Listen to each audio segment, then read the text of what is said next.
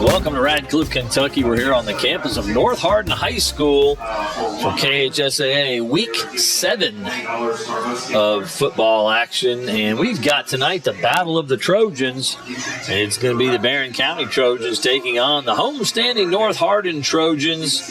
And we've got a great matchup tonight. I'm Paul Gray. I've got my good friend Tony Menendez here with me tonight to call the action. And Tony, this is district opener. Talk about the district and what things look like here in District 2 of 6A football. Well, I mean, this is really, to me, it's like the big kickoff of the season getting ready to happen. Yeah. Because everything else, it seemed like was warm up. You should be cleaning up stuff, figuring out your team's identity, know what you're going to do, know what you need to fix, get ready to really play these hard games. Both teams have had a lot of success in a lot of ways, and Barron County has really been smoking at the beginning of their season, and I think this will be their actual first real test against somebody that same level, same class of them, to see where they can do within the district. You know, they've got Central in a few weeks, North's going to have Central in a few weeks, and we'll see how it all shakes out. Yeah, so a big district opener over at Central Hardin tonight. They're playing Warren Central. So all four teams in the district are in action against each other, and so we're kind of, as Tony said, kicking off, district play where things really start to matter and be very important that you're successful. Tony also mentioned the hot start for Barron County. Just talk a little bit about Barron County. Coach John Myers is in his first season here at Barron County. Came from Russellville, brought the wing T offense, many of us are familiar with, over with him from Russellville to Barron County, and boy, have they had a great start. They are 6-0 right now. Talking to some of the guys, they're going to be calling the game for Barron County radio and TV in that area before the game tonight. They told us it's been 1979 since a Barron County Trojans football team started 6-0. Unheard of down in those parts. Now, Barron County's had good football teams in the past, but certainly not a power, certainly not anything that was great. And they admitted that this is a massive step up in competition playing North Hardin tonight within the district. So this is a good football team. They're going to run the football. They've got four guys in the backfield that they will feature. So a lot of guys run the football. Quarterback Tate Spillman's had a good start to the season. He's accounted for 16 touchdowns, has Tate Spillman. 25 of 43 for 553 yards passing, almost 100 yards a game passing, 7 touchdowns and 1 interception passing. He's also rushed for 237 yards and 9 touchdowns. So Tate Spillman, number 5, somebody to watch. Jordan Harris is the leading rusher for the squad, 414 yards and 4 touchdowns. The big fella, you got to watch number 7, Dalen Thomas. He's a transfer. He came over from Glasgow. Big pickup. He is huge, and he is solid. One of the leading rushers for this squad, the second leading rusher for this squad. And he's got 2 touchdowns rushing and 342 yards. He is an impressive-looking specimen. So it's going to be fun to watch this Barron County team for the first time. We'll see him in a few weeks against Central Hardin in another district matchup. Tony, talk to us about North Hardin and what you're looking for tonight from this North Hardin squad. We've seen them a couple times already this year. What are you looking for? Well, I'm going to give a lot of props to North Hardin this season. I think one of the issues they've had in the last couple of years has been the turnover issues, as well as, to me, it's like perimeter blocking by your receivers, because they run that spread game and they like to run a lot of screen type passes, and that's like their version of running in the perimeter. In previous years, it didn't seem like the wide receivers or slot receivers were picking up those blocks to create those lanes, to turn those screen passes into big chunk yardages. This year, they've been doing that. They've been doing really well blocking on the outside on the screen passes, and it just seemed more cohesive. They've been running a 2-quarterback system still, and you would think there'd be a dip on one over the other, but they still are pretty equal in how they've done. Neither one of them is really passing way more interceptions or turning over way more over the other one. So, I mean, it's good to see. The only issue I'd say for North there has been some penalties. They're silly penalties that they shouldn't be getting. And hopefully by district play, they've hammered it home. We can't be doing this. when it's district games and things going on that are getting ready to go on now, that they need to like button that up and get it like tied down. Well, we're hoping to see them clean that up. We were talking about that pregame, how important that is, and that they clean up those penalties. And again, we're going to take a pause for the national anthem right here. We'll come back with some predictions and a few more observations before the game kicks off. Give us just a moment while the North Hardin Band honor us with the national anthem.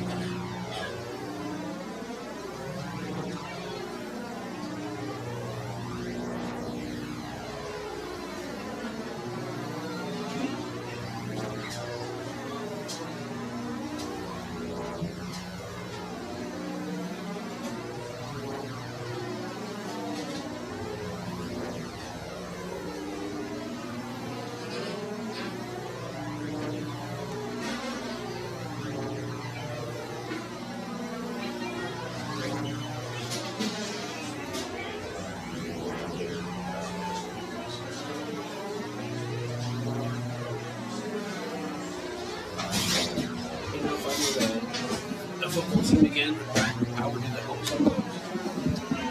That glare, shiny silver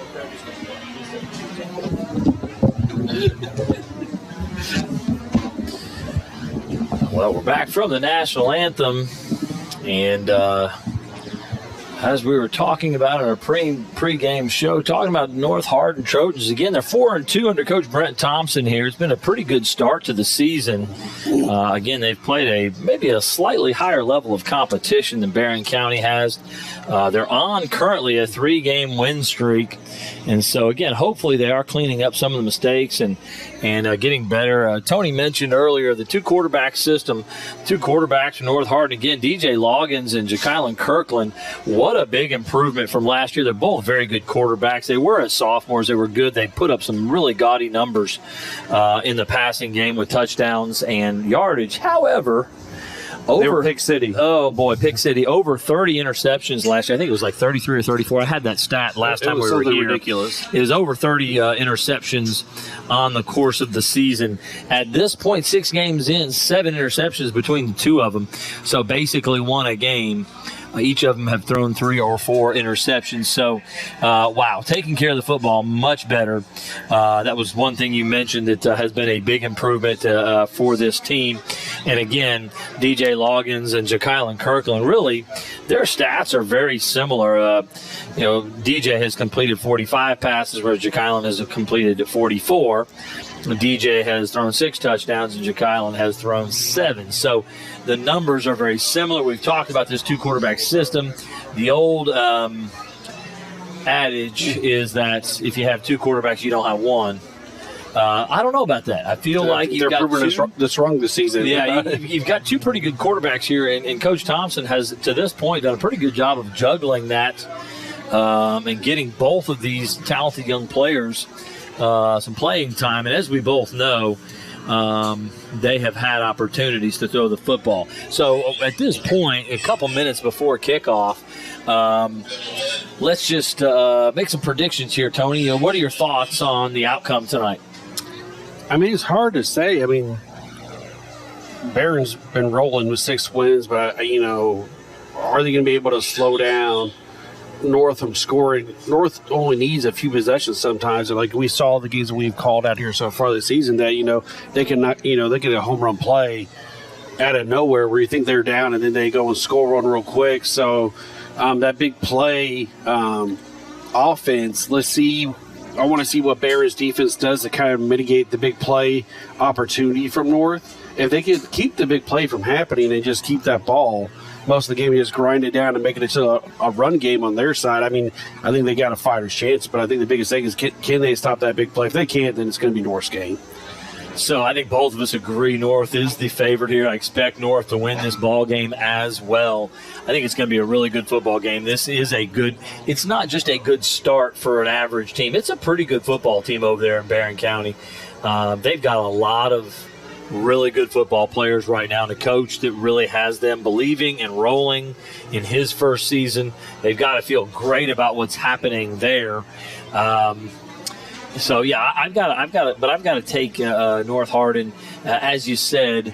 This talking to the media guys from Barron County, they said the weakness of this Barron County team is their pass defense. What a bad matchup! Yeah, they had a 60-52 win over Warren East, where Warren East just shredded them, but Warren East couldn't stop them either. So they've had some trouble stopping the pass. They're playing a higher quality opponent. I got to take the Trojans. We're going to be homers tonight and take North Hardin to win this ball game. Both of them, again, offensively, is quite an interesting dichotomy there. A team that wants to run the football and a team that wants to throw the football.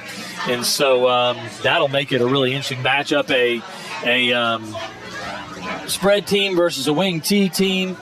And the wing T team, as you mentioned, is going to want to eat clock, run the football. Now, to me, traditionally, usually the run-heavy team wins that matchup. But I don't know about tonight. But I don't know about tonight. Like I said, if they can mitigate the big play, they got a chance. But if they make North Hardin beat themselves, make North Hardin make mistakes. I think make them have to go slowly down the field. And we've seen when they've got slowed down that sometimes they'll commit a penalty and force them back and create a hard third down or a hard fourth down where they have to punt it, or on a hard third down they have to pass it. It's an obvious pass down, you can stop it. That's what I think you want to do. You want to keep them in front of you, make them earn going down the field with the short pass game, and take away that over the top. So I think if you take away the over the top stuff, you should be fine. We're about ready to get started here. It is homecoming and it is Cancer Awareness Night. You're going to see a lot of pink on the Trojans as well as the cheerleaders, all wearing pink. And we're underway here. Nice I believe kickoff. that's Dalen Thomas, number 7, the big kid with the football here on the return and get it out to about the 28. Yep. And that's where the Barron County Trojans will take over. I think we'll just say Barron County. North Hardin. Trojans is evident. It's redundant. It is. We don't want to confuse you guys at home saying the Trojans did this when the Trojans are going to do it all tonight. Good betting man will say Trojans will win. Let's bet the house on it tonight. And here we go. Tate Spillman, number 5, the quarterback. They look like they got a pretty good size. They are big there. up front, which is also good. That's going to help against big number 8, Josiah Hope, at his three technique position, 4-4 defense for this Trojan squad. We've got movement up front. I'm not sure if that's on Barron for jumping first or on Josiah Hope for jumping off sides there, but big contact early. I really want to say it was offsides, but we'll see. I didn't see anybody on Barron move yet. Offsides on the defense. So there we go. We wanted them to clean things up for North Hardin, and penalty number 1 will make it 1st and 5. Boy, that's helpful on your first possession to start with a 1st and 5. So that gives you plenty of time to run the ball to get a first. Tony, the guys you really hate the most making those errors are the defensive tackles because they're about 2 feet from the football. Our biggest coaching thing was everybody should be looking at the ball. Yeah, that's where your eyes are for sure. Absolutely, that's where their eyes should be on the ball. They've got to see the ball, and you don't move till the ball moves. They're going to give to the fullback maybe a yard. Not much. It's a yard gain. I'm trying to see who the ball carrier was. It was 33. Number 33. Man, they got a lot of guys that run the football. Yeah, that's Waylon Clemens, who also is one of their leading tacklers. It's number 33, Waylon Clemens, for a yard gain. So we got 2nd and 3. Well, they gave him 2 yards on that. Oh, they gave him 2. Well, that was nice. 2nd down and 3 now. 2-yard gain from Waylon Clemens. Toss, quick pitch to the right tailback. He's got the first down. He got about 7 yards on that. Maybe 8. Number 20 is Jordan Harris, the leading rusher for this squad. Big pickup there. Again, Jordan Harris has 31 carries for 414 yards. That was just a quick pitch out to the halfback on the right side in this wing T formation. The offensive tackle did a good job sealing his blocking. Absolutely. From to kick it out. Got a wing T formation, wing to the right. Motion coming across. We got a false start. Yeah, this time it's going to be on Barron. Looks like the tight end. Or no, 55, I guess he's the tackle. So now 1st and 15 for running team. Bad to be behind the chains. We saw North Hardin 2 weeks ago overcome being behind the chains several times because they can throw the ball and create those big plays. This could be a tall order. Back at the 36-yard line now. This is almost where I have a play on the wristbands, the hard count play. To get it back. See if we can just get it back.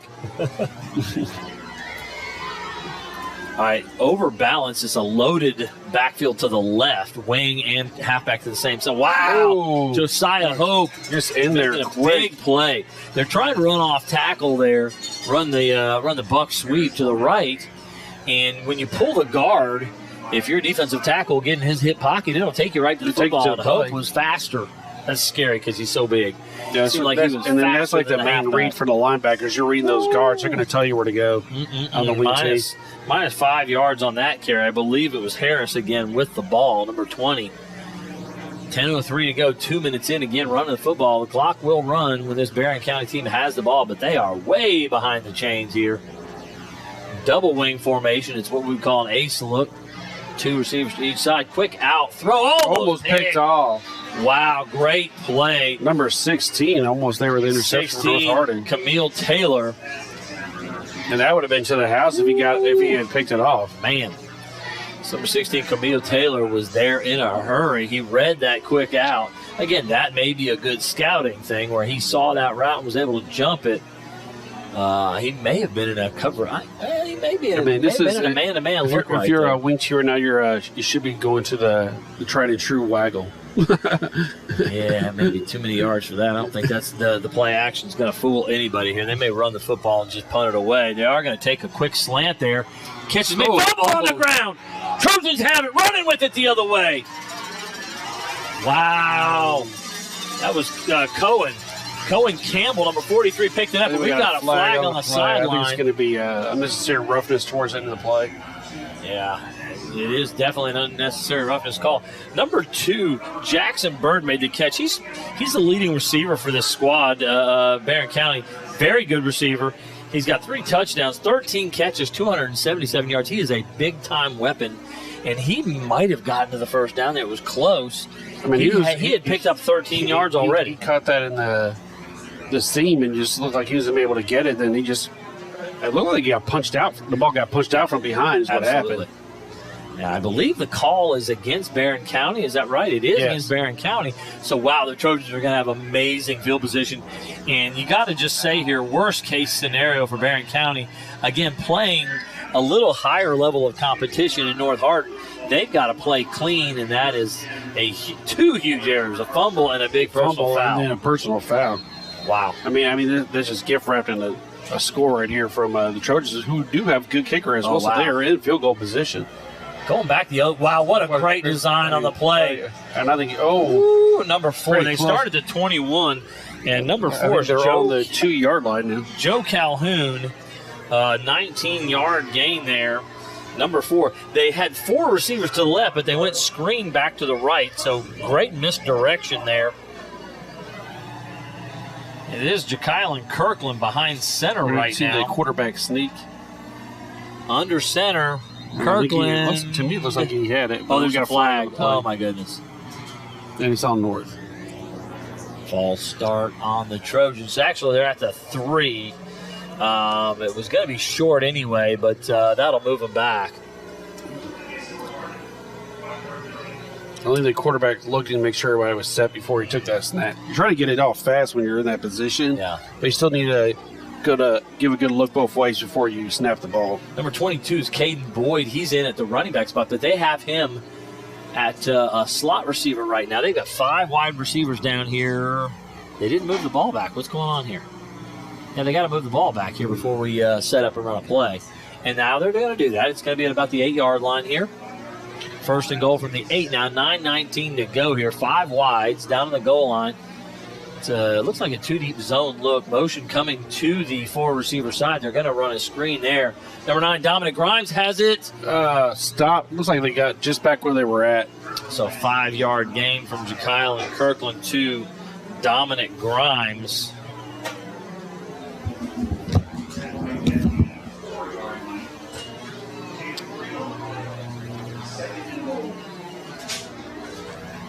So 5-yard gain there, and it'll be second and goal from the 3 now.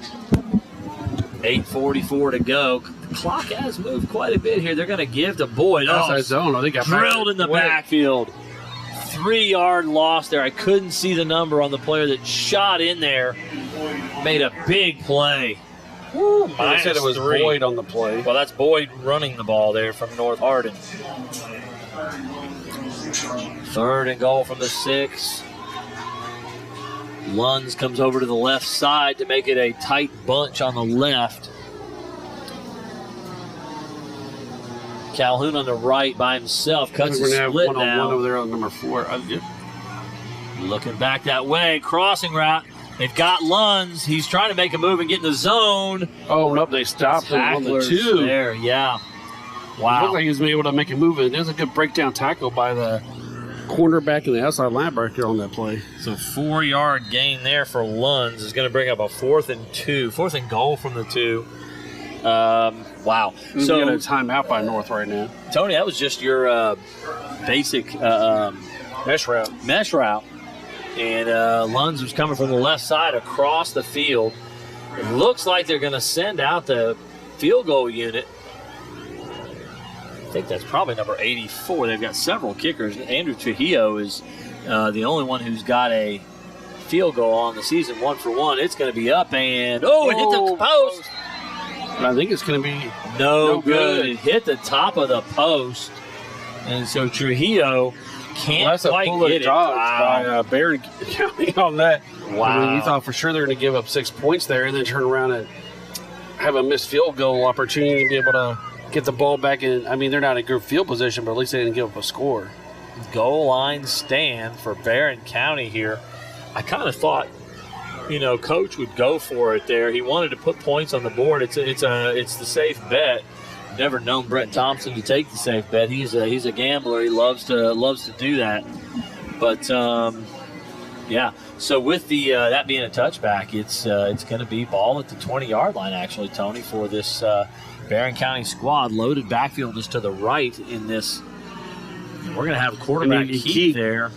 And maybe a yard out of the play. Yard, possibly 2. So that almost looked like the single wing formation, the way they're loading it up.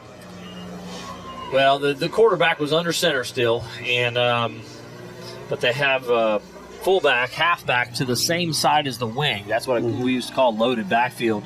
You're putting all the backs on the same side, the wing back, the halfback. Fullback obviously right behind the quarterback, but load right on that play. And this time it's more of a traditional wing tee look, but you've got your split end over on the right side. Deep motion fullback on the right side there. Nothing doing, man. North Hardin's run defense stout on these first 2 carries. They're going to give him another 2. Couldn't tell who the ball carrier was. It may have been the fullback again, 33, Waylon Clemens. Yeah, 3rd and 7 here. Or 3rd and 6. 3rd and 6. We'll give him 2 yards on that one as well. So Spillman got 2 yards on first down, 2 yards for Clemens on second. Just waiting to see old Dalen Thomas check in at number 7 there. Is not in the backfield right now. Big number 20, Jordan Harris, is the halfback on the left side. They're going to shift. It's still a wing right formation. They're going to look to throw the football, sprinting out. He's running a wheel around for his life. Spillman's going to be sacked there. I believe that was number 32, Joseph Whaley. On the sack, he kind of slid down. He may have clipped his foot. And if he would have had a little bit more time to throw there, number 2 had caught the corner on that wheel route.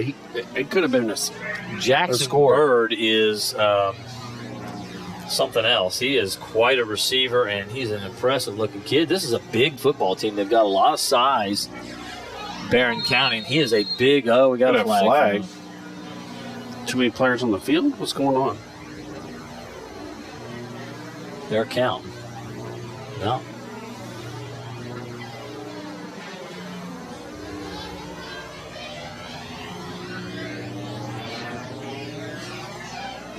Yep, too many players on the field. They had an extra. That will march them back 5 yards. They'll punt again here. Barron's 3rd penalty here of the first quarter. North Hardin with just 1 so far, so they are a little better so far. Hopefully they can keep that trend going here. Snap, kick is away. Nice punt. I believe that's Harris, number 20, the running back, punted it. Good punt. North Hardin bounced, though. Ooh, we got 2 guys over in the benches. Number 66, I believe that's Demichelak for North Hardin. Tied up with number 3, Preston Pace. They were tied up going out of bounds, blocking, and all the way into the benches there. That's obviously unnecessary. So unnecessary roughness on, I would suspect, the North Hardin blocker. That's my guess. Coach Thompson wandering around back behind everyone, probably looking for the culprit to have a word. And just as I praise North Hardin for being a little bit smarter about what they're doing there, that is, once you get out of bounds, there's no reason to run a guy to the track, which is where they ended up. They actually went past one of the benches there onto the track. Good block, but you just can't do that out of bounds and disengage. Stop. Yeah. It's crazy. Some awareness of what's going on. So it'll be first down and 25 is what's going to happen here, because that's an after-the-play situation. And it'll put North Hardin in a really bad spot here. Or is it first and 10 still? Okay, because it's change of possession, it will be first and 10, not first and 25. But it'll cost them 15 yards. Pushing them on the 38 now. Yeah, puts them back to the 38 to start this second possession of the ball game. Again, it's a tight bunch look to the left. 3 receivers to the left. One of them back deeper. I believe that's Lunds. And now we got motion with Boyd to the outside. They're looking to go bubble screen. I think they got it illegal motion somebody else. To Marion Jodon, actually. Offsides on the defense. So it'll be first and 5 now for North Hardin. So Barron County a little bit showing a little bit of lack of discipline here and making some early errors in this ball game. The turnover and the penalty issues so far haven't cost them. 1st and 5 Trojans out the 43. Toss sweep to Boyd. And nothing. Loss of a yard. You know, we didn't really talk a lot about the struggles of this North Hardin run game. I believe it was number 33, Clemens, making the tackle. I mean, really, we talked about it to ourselves before the game. The most productive running has been from broken pass plays where the quarterback just scrambled and gained some yardage on his feet. They really haven't had much success running the ball. There's been some inside zone that's worked somewhat, but really it's been all pass. Well, he's got some pressure on him. Mesh again. Kirkland looking to the outside. Boyd was the outlet valve on the left there. Whenever they tighten their splits up, Tony, and those wide receivers aren't wide, look for the crossing routes. They're either going to run the shallow or the mesh routes crossing the field. That was the mesh with the back in motion and just sitting on the sideline waiting as the outlet valve. We got 3 wide receivers to the right this time. And I like what they're doing on defense right now, Barron County. They're keeping 2 safeties back. So 3rd and 6, and Barron County jumps offside. A 5th penalty in the first quarter by Barron County. That was number 11. It's going to make it a 3rd and 1 now. Yeah. So Nolan Harlow, number 11 at defensive end, makes the mistake there. Again, you've got him behind the chains a little bit in a 3rd and medium. Now it's 3rd and short. It opens up the whole playbook for this North Hardin team. Almost got him again. Wow. It's been a 2-deep look for this Barron County defense so far in this ball game. Dropping 5 or 6 underneath, depending on if they're bringing 3 rushers or 4 rushers. They've got a 4-man front right now, expecting a possible run again on this 3rd and short. And it is Boyd off the left side. Didn't get it. I think 0 yards. There you go. So far, Tony, the runs have been -3, -1, and 0. And 0. So -4 on 3 carries, and here comes the punt team. Again, a little surprising. Again, you've got a good football team here. You don't want to give them It is a district game, and you don't want to give good field position to a district opponent and have them score on you. Yeah. I understand that for sure. Spread punt look here. Back deep for Barron County's number 1, Bray Bewley. The senior DB will receive it. It's Trujillo back to punt. Low snap, bounce. Trujillo, good job to get it out of there. Good punt as well. Fair catch. Bewley catches it, at the 22, I think. It's a little back and forth here. Nobody's really doing nothing. And 3 minutes and 37 seconds in the quarter. And had a little just back and forth jousting. Nobody's really punched anything big yet. I really think Barron County dodged a bullet. I thought it was going to be a 6 to 8 point or 7 point game right now, but we'll see how this goes. 1st and 10 for the Barron County Trojans. We'll see if they can get anything going offensively. They really haven't. They had a great slant route that they completed on a 3rd and 20, but it was punched loose on the fumble. Other than that, they have been shut down to this point. Look at how tight North Hardin has this packed. Again, they've got that 4-4 cover 3 look. 8 guys in the box. There he is. There's Dalen Thomas on the jet sweep. Nothing doing. Tackle in a hurry. And the answer, if they're going to load the box like that and have a single safety high, I mean, that's when we have to say, can we throw the ball? Because North's playing it like they don't expect them to throw it at all. Yeah, and they'll throw it some. They're averaging throwing the ball about 5 or 6 times a ball game. So they're going to try to lull you to sleep and then hit something over the top probably. Andrew Scott on that tackle. Dalen Thomas lost the yard on that. There's what? Another flag? He actually lost about 3 yards. I think maybe just a warning. Okay. So a 3-yard loss for Dalen Thomas. It was a sideline warning. So not a whole lot going in the run game so far for this Barron County squad as well. I'd almost want to run a quick slant out to number 2 because the way they're lining up with them with a single coverage. Timeout call, Barron County. This is the Hardin County Education and Community Television Student Production. HCEC-TV is a division of Hardin County Schools. Live streaming Channel 1 programming sponsored in part by Brandenburg Telecom, providing service for all your telecommunications needs, featuring Bark, protect what matters most. BBTEL Stream.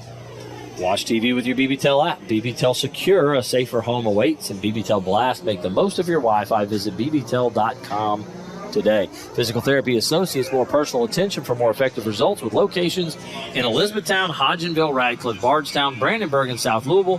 For more information, go online at physicaltherapyky.com. eTownSelfStorage.com. Finally, a place conveniently located in Elizabethtown for more than just your self-storage needs, featuring video surveillance, climate-controlled self-storage, but also storage for RVs and boats with electrical outlets in every spot to keep everything charged up and ready to go when you are. Go to eTownSelfStorage.com for more info.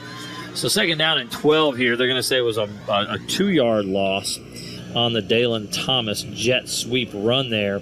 And this defense, again, packing it in, especially to the tight end side. Your corner can kind of come up a little tighter. Your safety can get over the top of that in the middle of the field here. It is the loaded backfield to the left this time. They're going to go on the little chain. Oh, nice job there. Breaking a tackle. The scissors play. Everything looks like it's going left. You pull the tackle and bring the wing back around. We got about 8 or 9 on that run. Well, 8 or 9. 10 because they were 2nd and 12 there, so it's going to bring up a 3rd and 2. So Dalen Thomas makes a big run, 10-yard carry. Short yardage here. Now, if they can pick this up, Tony, this is what they want. They chew clock. Chew clock. Yeah. Control the game. Keep everything in front of them. But this is the play of some of when they have number 2 out wide. 16's playing them 5-6 yards off the ball. If you could beat them on a quick slant route, yeah, I think you can just turn it upfield because there's nothing there. Right? There's nobody in the middle of the field to stop them. Yeah, the free safety has to cheat a little in the middle field. Now he's playing right over the ball, and he's playing at about 7 or 8 yards right now. That's number 25 for North Hardin, free safety Ty Davis, one of their leading players on the defensive side. Spillman's going to come to the sideline to get the call from Coach.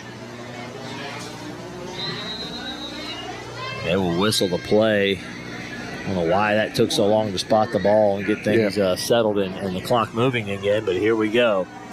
Big 3rd down and 2 for Barron County. Again, it's the loaded formation to the left, wing back, receiver, and halfback, all on the left side. It's going to be quarterback keep again. He's got it. About a 4-yard gain by Spillman. Josiah Hope was right on his tail, chasing him down the whole way. I believe 32, Joseph Whaley, who had the sack earlier, made the tackle. They just loaded up that side, and he just basically had a bunch of lead blockers. Yeah, so go get a couple yards. Fake it to the fullback and hopefully draw the linebackers and then work outside. And Spillman's a good enough athlete. If he's just got one guy out there, he can at least pick up the yard or two that they needed. Ball at the 36 now. 1st and 10, Barron County. Again, loaded formation to the right. Tight end is left. Motion across here. That's Dalen Thomas now at left wing back. They're going to give him the ball on a buck sweep look. Wow. Nothing doing. Nothing. I think he lost a yard on that play. -1. I believe DeMitchelak was the one that came flying in number 66 and kind of broke that play up. So -1 on that. Anything that they've tried to run off tackle has been difficult. Anything to the perimeter. I mean, but North's got such athletes. Yeah. To beat them on the perimeter is tough. I'm surprised they're not doing more inside runs, but I mean, they do have a pretty good 3-technique tackle there. Is discouraging such moves. Again, they've got trips right, and they've got they're in a spread look. And there's Bird down here on the bottom. Jackson Bird, the leading receiver. They're going to look to the trip side, hit a quick hitch. Nice play. Good run after catch, too. Listen, Spillman can throw the football. Just because they don't throw it a lot doesn't mean they can't do it. It looks like it's going to be 3rd and 2 coming up. What's going on here? Whistle. People are blowing whistles. I think they're just making sure they know the play's done. Stop. Stop touching people. Leave them alone. 8-yard gain there on the throw from Spillman to Harris. So leading rusher also has caught a number of passes this season as well. And from his tight slot, no, they're going to march it back there. A hold? What's the call on that? Because it's 5 yards from a spot foul. I'm not sure what the call is there. But it's going to bring up second down again. So repeat the down, but they get 5 yards because it's a spot foul, whatever the spot foul was. But an 8-yard gain with 5 yards backwards. So it should be 3rd and 7, even though the down marker on the says 2nd and 7. Oh, is it going to be 3rd then? Okay. And now We got another. somebody moved. A false start, looks like, for Barron County again. Now they're calling it on North. Oh, wait a minute. Pointing at North. It's going to be 3rd and 2 then. Little bounce back and forth. So they may have kind of hard counted them there to get that 5 yards And I back. think they're just going to wait and go to the next quarter before they call another play. Clock is running down. And so it's a 0-0 ball game. By the way, this plays right into the hands of the Barron County Trojans. The fact that it's scoreless, they've got the football, and maybe they can get something going here offensively. Waddell's Auto and Scrap Metal Recycling is a family-owned business with competitive prices, pickup service, and a friendly staff available for your recycling needs. Located off the I-65 exit 91 on 311 Steel Drive in Elizabethtown. Call 270-982-7206 to talk to someone about scrapping metal and recycling. E-Town Exterminating is a locally owned family-run pest control company and has been serving Hardin, Meade, Grayson, and Nelson counties in the surrounding areas of Kentucky since 1976. Whatever your pest control issues are, termites, spiders, crickets, general pests, even moles, their team has the knowledge, skill, and training to safely and effectively eliminate the problem. Call 270-737-6900 or go online at mugabug.com. We've got a little celebration on the field here during the quarter break. Looks like they got the youth kid cheerleaders out there. The junior cheerleaders are with the North Hardin cheerleaders, and are they going to do a cheer? It looks like they're going to try to do a cheer. They better hurry up because the game about to start. And I do not want to see youngins getting hit by football players. I think they're just lining up for a picture real quick. Yes, we've got the cameras out. The officials are kind of hold for a second here. Well, all the little ones get to stand on the field and get their picture taken, so that needs to happen quickly here. As here come the Trojans, Barron County. Their offense back on the field here.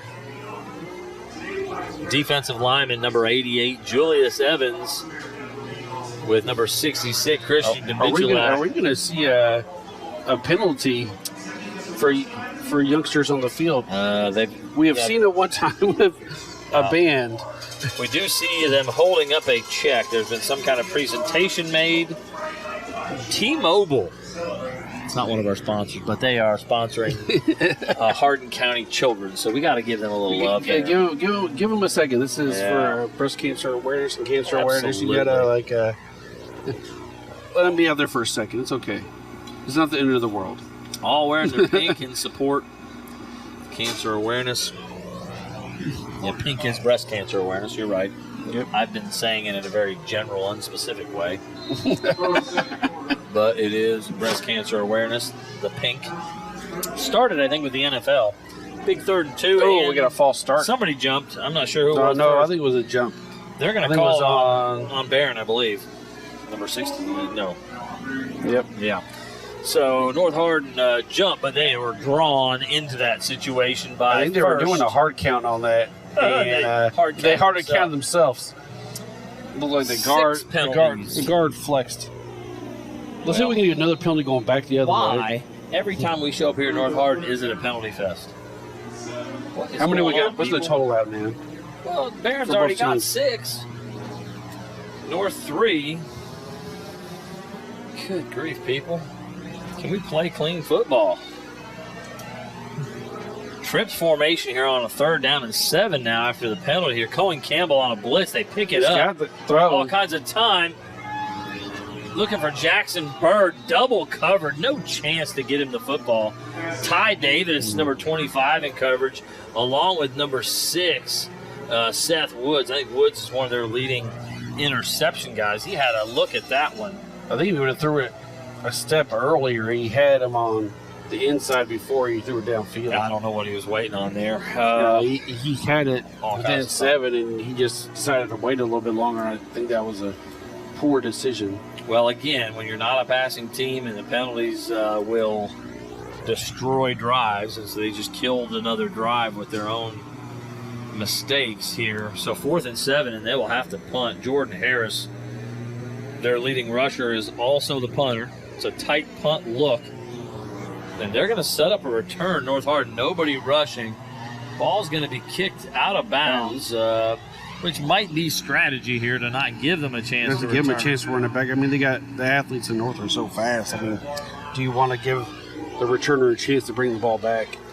1st and 10, North Hardin from the 28-yard line. Again, we got 11:46. We just have gotten started on the second quarter here. And hopefully this North Hardin Trojan squad can get something going on this. I think it's their 4th possession. Yeah, it's gone back and forth quite a bit. Nothing doing much for these offenses. North was knocking on the door. They almost had a field goal. Of course, they only had to go about 20 yards. Kind of like all the there. action in the red zone this game. But wide trips right. Well, that makes me suspicious. I mean, run the ball. It's gonna be nope, quick hitch. Nothing.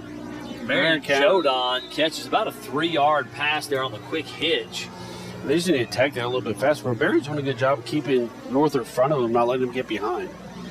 Going to give him 4 on that completion. Interestingly enough, with no points, Ja'Kylan Kirkland's 4 for 4 in the passing game.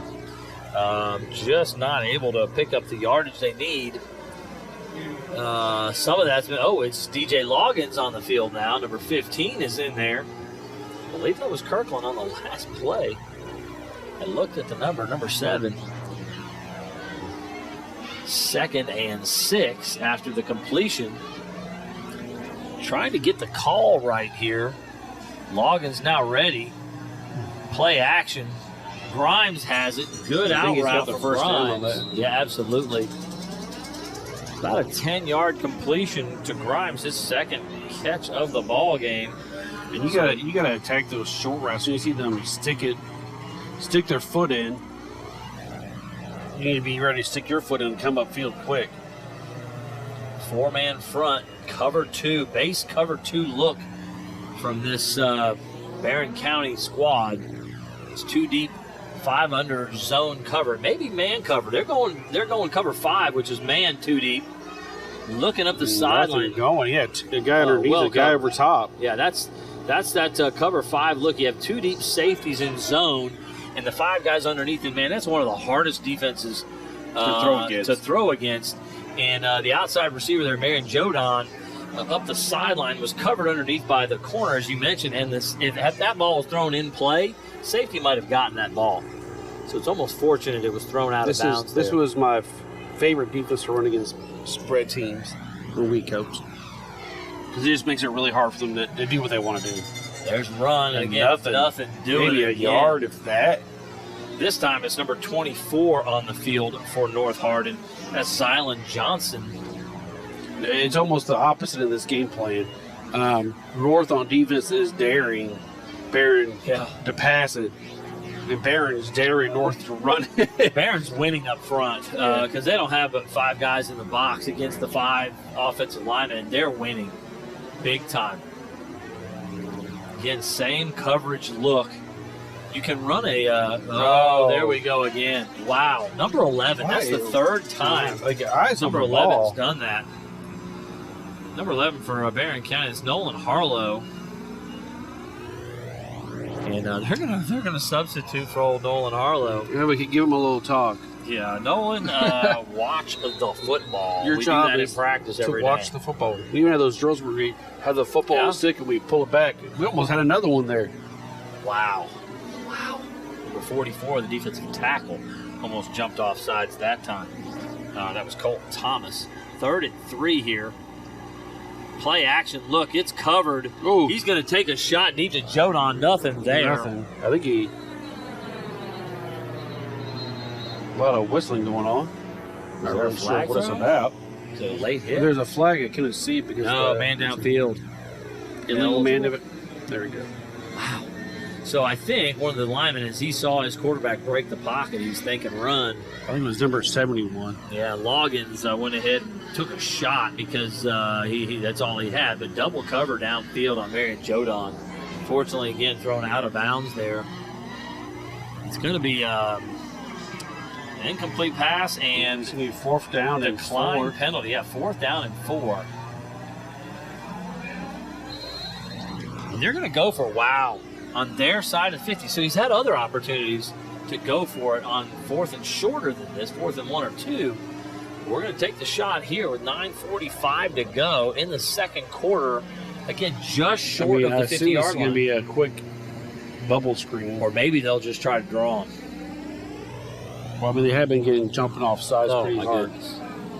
Nope, here we go. Screen in the middle to Jodon. Jodon stuffed. Stood up straight, quick. Woo, what a It hit. was number 26 and 55, 52 on there. Corbin Close and Wells, quick. the second leading tackler for this Marion County squad, absolutely drilled Marion Jodon. Jodon is a heck of a receiver and a good run after catch guy. He's big and strong, but 0 yards on the screen there. They tried to throw the screen.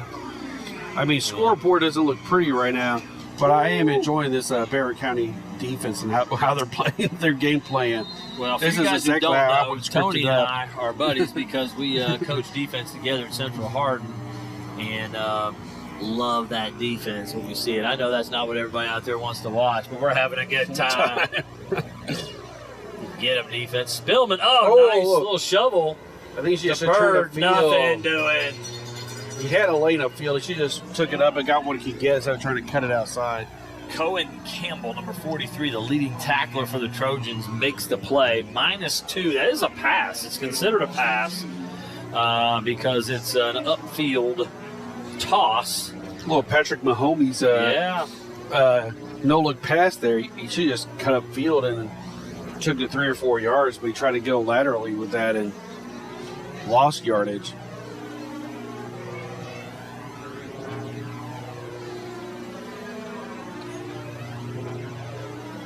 Loaded look. They're going to give the fullback on a power to Maybe the right. a couple of yards on that.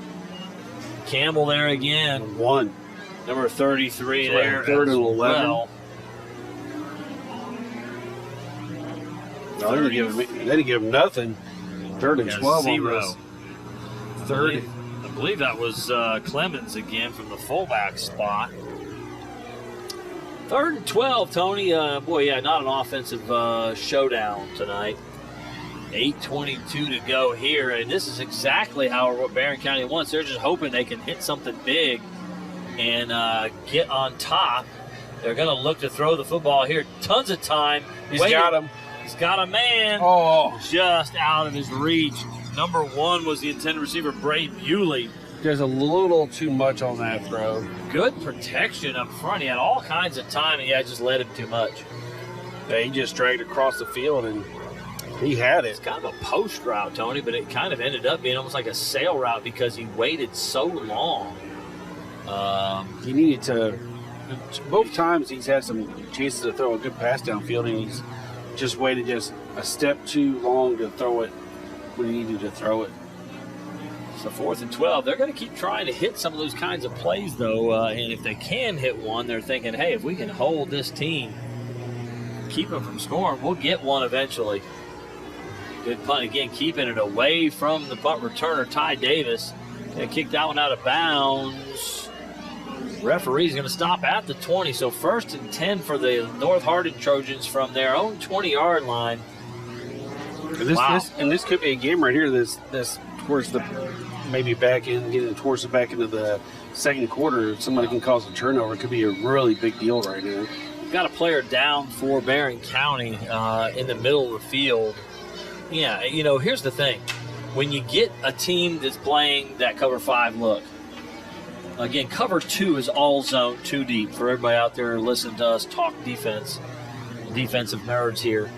The difference between that and cover 5 is the 5 stands for the 5 guys in the underneath coverage who are now playing man-to-man. It's still 2 deep zone, but now instead of zone underneath, it's man underneath. And so the thing you have to be able to do when someone's playing that against you, run the football. Run the football. And North Hardin right now cannot do that. And if you're a fan of like the NFL and watch any NFL game now, and almost every team is running a very similar thing to this look, because they're daring teams to run the ball. And you've seen the NFL teams that have been successful, the ones that have been running the ball. Yeah. Because that didn't get done. It's hard to do. You know, sometimes they don't run a full cover 5 look. Sometimes it's a half and half. Half and half, yeah. Half of the field is playing that, half of the field is playing more of a quarters look. And we've done that when we knew the other team had a really stellar receiver. Yeah. That was on one side of the field, and we've had a corner look like that. So you end up double teaming that guy and playing zone everywhere else, basically. Yeah. So there are combo coverages. These guys are playing straight cover 5 here. Right now, this is not cover 5. This is a cover 2 look, maybe a quarters look. It is a quarters look, and they're going to take advantage. Well, could not hit Grimes. The thing that you can get against quarters coverage is the flat, because number 12 at the corner there for Barron County was dropping off. He was 15 yards deep, running with the outside receiver. And you've got the outside short. Yep. Tried to get it, but could not hook up with Dominic Grimes. So Loggins is in there, misses on the throw to Grimes. But even if you're dropping into that zone, that quarter's eyes should be still be raiding the inside to see what's going on and make sure it's not a screen pass. Here comes the mesh, Tony. Everybody tight. No, they're running the out route here. Loggins going to run with it. Run himself. And that's the one thing that we said. They got about maybe 3 or 4. I think he got about 2 yards out of that. I mean, he's running it out of the shotgun. He's got to make up the ground that you start off behind. But you know, we would always run quarterback draw against that, because those 5 guys are in man-to-man. The only guy that's not covered man-to-man is the quarterback. Nobody's got the quarterback. Yeah. So if the quarterback can run the football, you've got a chance. Just use your line up front to make a scene for you. 3rd and 8. Loggins looking down the field now. A lot of deep receivers. Number 9 there. Grimes has got it. Big completion. Oh, man. I almost thought he was going to pop it out there for a second, as he had the ball way forward on that. 23 yards to Dominic Grimes. I don't know what you did, Coach, but my headset just kicked in. It's working, so don't touch any of the wires. I hit a wire. You hit a wire, leave it alone. Yes. I'm a technical genius. They didn't even have the stick set, but they're going to give. That's number 24. And we've seen North do this before, where if they hit a big play, then let's go hurry up really quick to try to catch them before they can reset back up. Because they ran the ball for 5 yards, almost 5. He's 2nd and 5-ish. Cover 2 look here. It looks like zone. I don't think we've got man-to-man.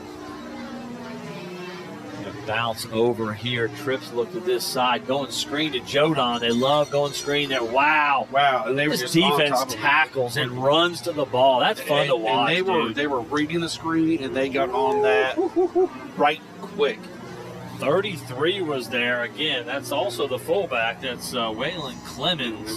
But there were a lot of guys there. I think they lost a yard on that screen pass. They absolutely did. So it's tough when you got a defense that runs to the ball like this. That's effort, man. These guys aren't super speedy. Man, they're good players, and they are running to the football in a hurry. Motion by Jodon. He's going to have 3 underneath, but nothing there. Oh, and that was almost picked off. Pick. That's what happens when you're throwing it back against it. He actually had Grimes in the middle of the field. The same kind of route they hit for 22 yards just a little bit ago. Against the man, look, what they're doing is they're running 3 guys deep, and the inside slot on the left is running a little bend route. It's almost like an in route, and he's getting away from the man-to-man coverage. Just didn't find him that time. Well, it looks like they're also jamming that at the line, but he was able to squirt out of the jam after he got hit. So the Barron County media guys who told us they could not cover the pass, which they gave up 52 points to Warren East. I guess it's holding up tonight. I guess the coach readjusted. Well, Warren East could also run the football, which made it tough. Here, they're not having to worry about that. Fair catch called for at the 21-yard lines. Again, that's Bewley. And with 5:48 to go, it's 0-0 in this very interesting punting contest. I mean, Warren hasn't really done much. I mean, Barron hasn't done really much with the ball when they've had it. But, I mean, terrible. But they've been doing good on defense. I love watching that defense. They are really running to the football. And we always did a really good job coaching against the screen. The screen never gave us any trouble. In fact, we were begging people, either throw a screen because we'll be there, or throw it deep because our corners are very good at going to get the ball. So I'm really enjoying watching these guys play screen so well. North Hardin, it's one of their strengths, is the screen game, as you mentioned pregame. He's got him. He's got the wheel route. Oh my goodness. Dropped the ball. Jordan Harris, one of their best football players, has it right in his chest. Now, here again, Tony, that's what I'm talking about. All Barron County wants is to keep this game low scoring and then hit a big play. I mean, it was. I mean, he would have got him down, I think, by the time he caught it. But 40-yard gain. 40-yard gain. Big and that pass plays, some of those pass plays have been there just because of the defense I know it's running, where they're basically playing almost everything against the run and relying on their athletes to be able to keep up with anybody in man coverage. 5-40. And the safety is cheating over that way. Yeah. He's cheating over to the trip side. Trip you got side. one-on-one down here. here. You got one-on-one right there. PRP killed them with that situation. And trying to throw the ball. Spillman scrambling. 2 yards. 2 yards.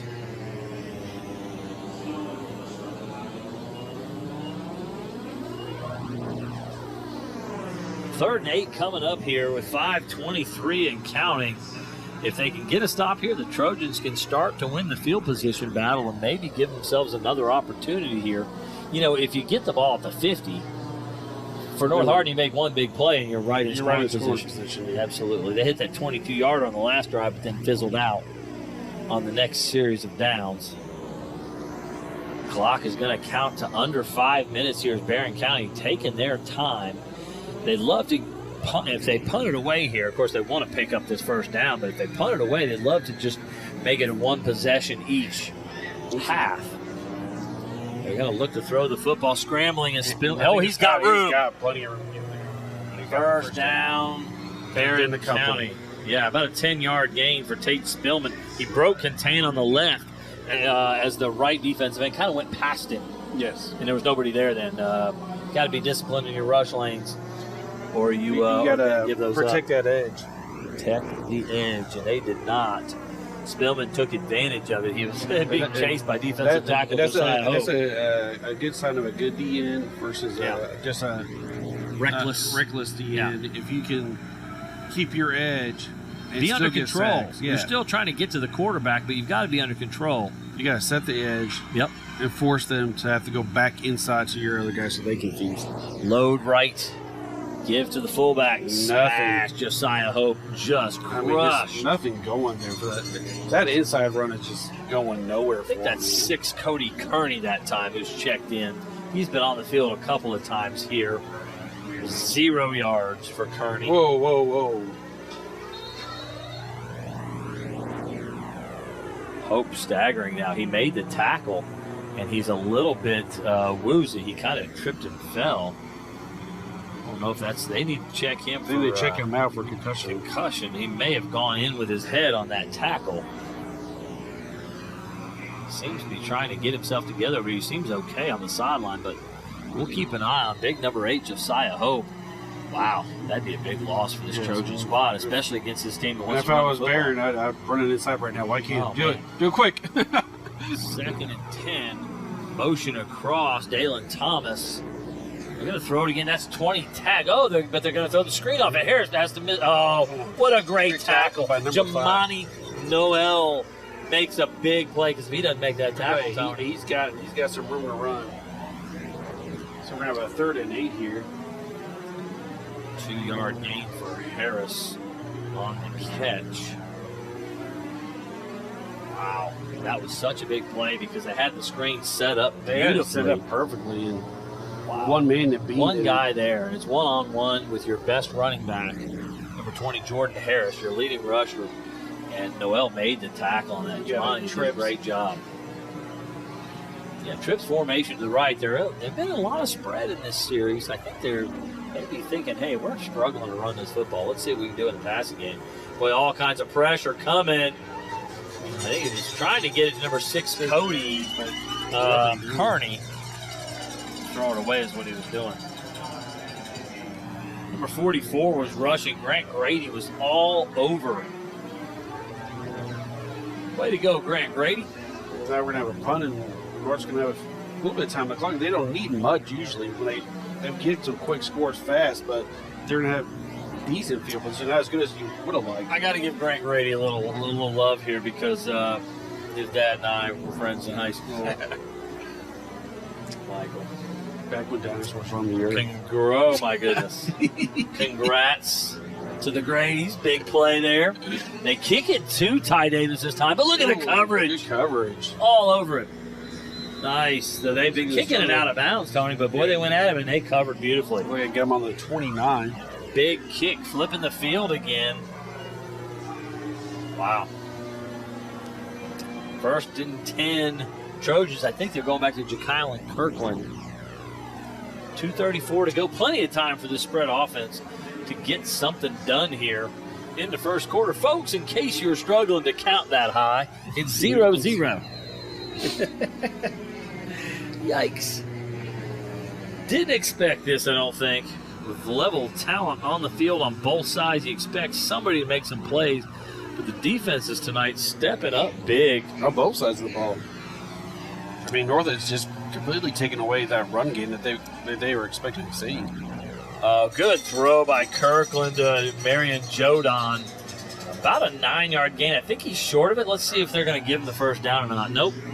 Jekyll and Kirkland, so he rolls to his left and throws a sidearm shot to Marion Jodon, who was running a little curl route. Beautiful throw against the zone that time. And that's where you want to throw it is, to the outside. A little hitch right there. Yeah, he should have gotten the ball to the hitch right off. Kirkland's got a sprint for it. Did he get it? I don't think so. Wait, hold on. So close.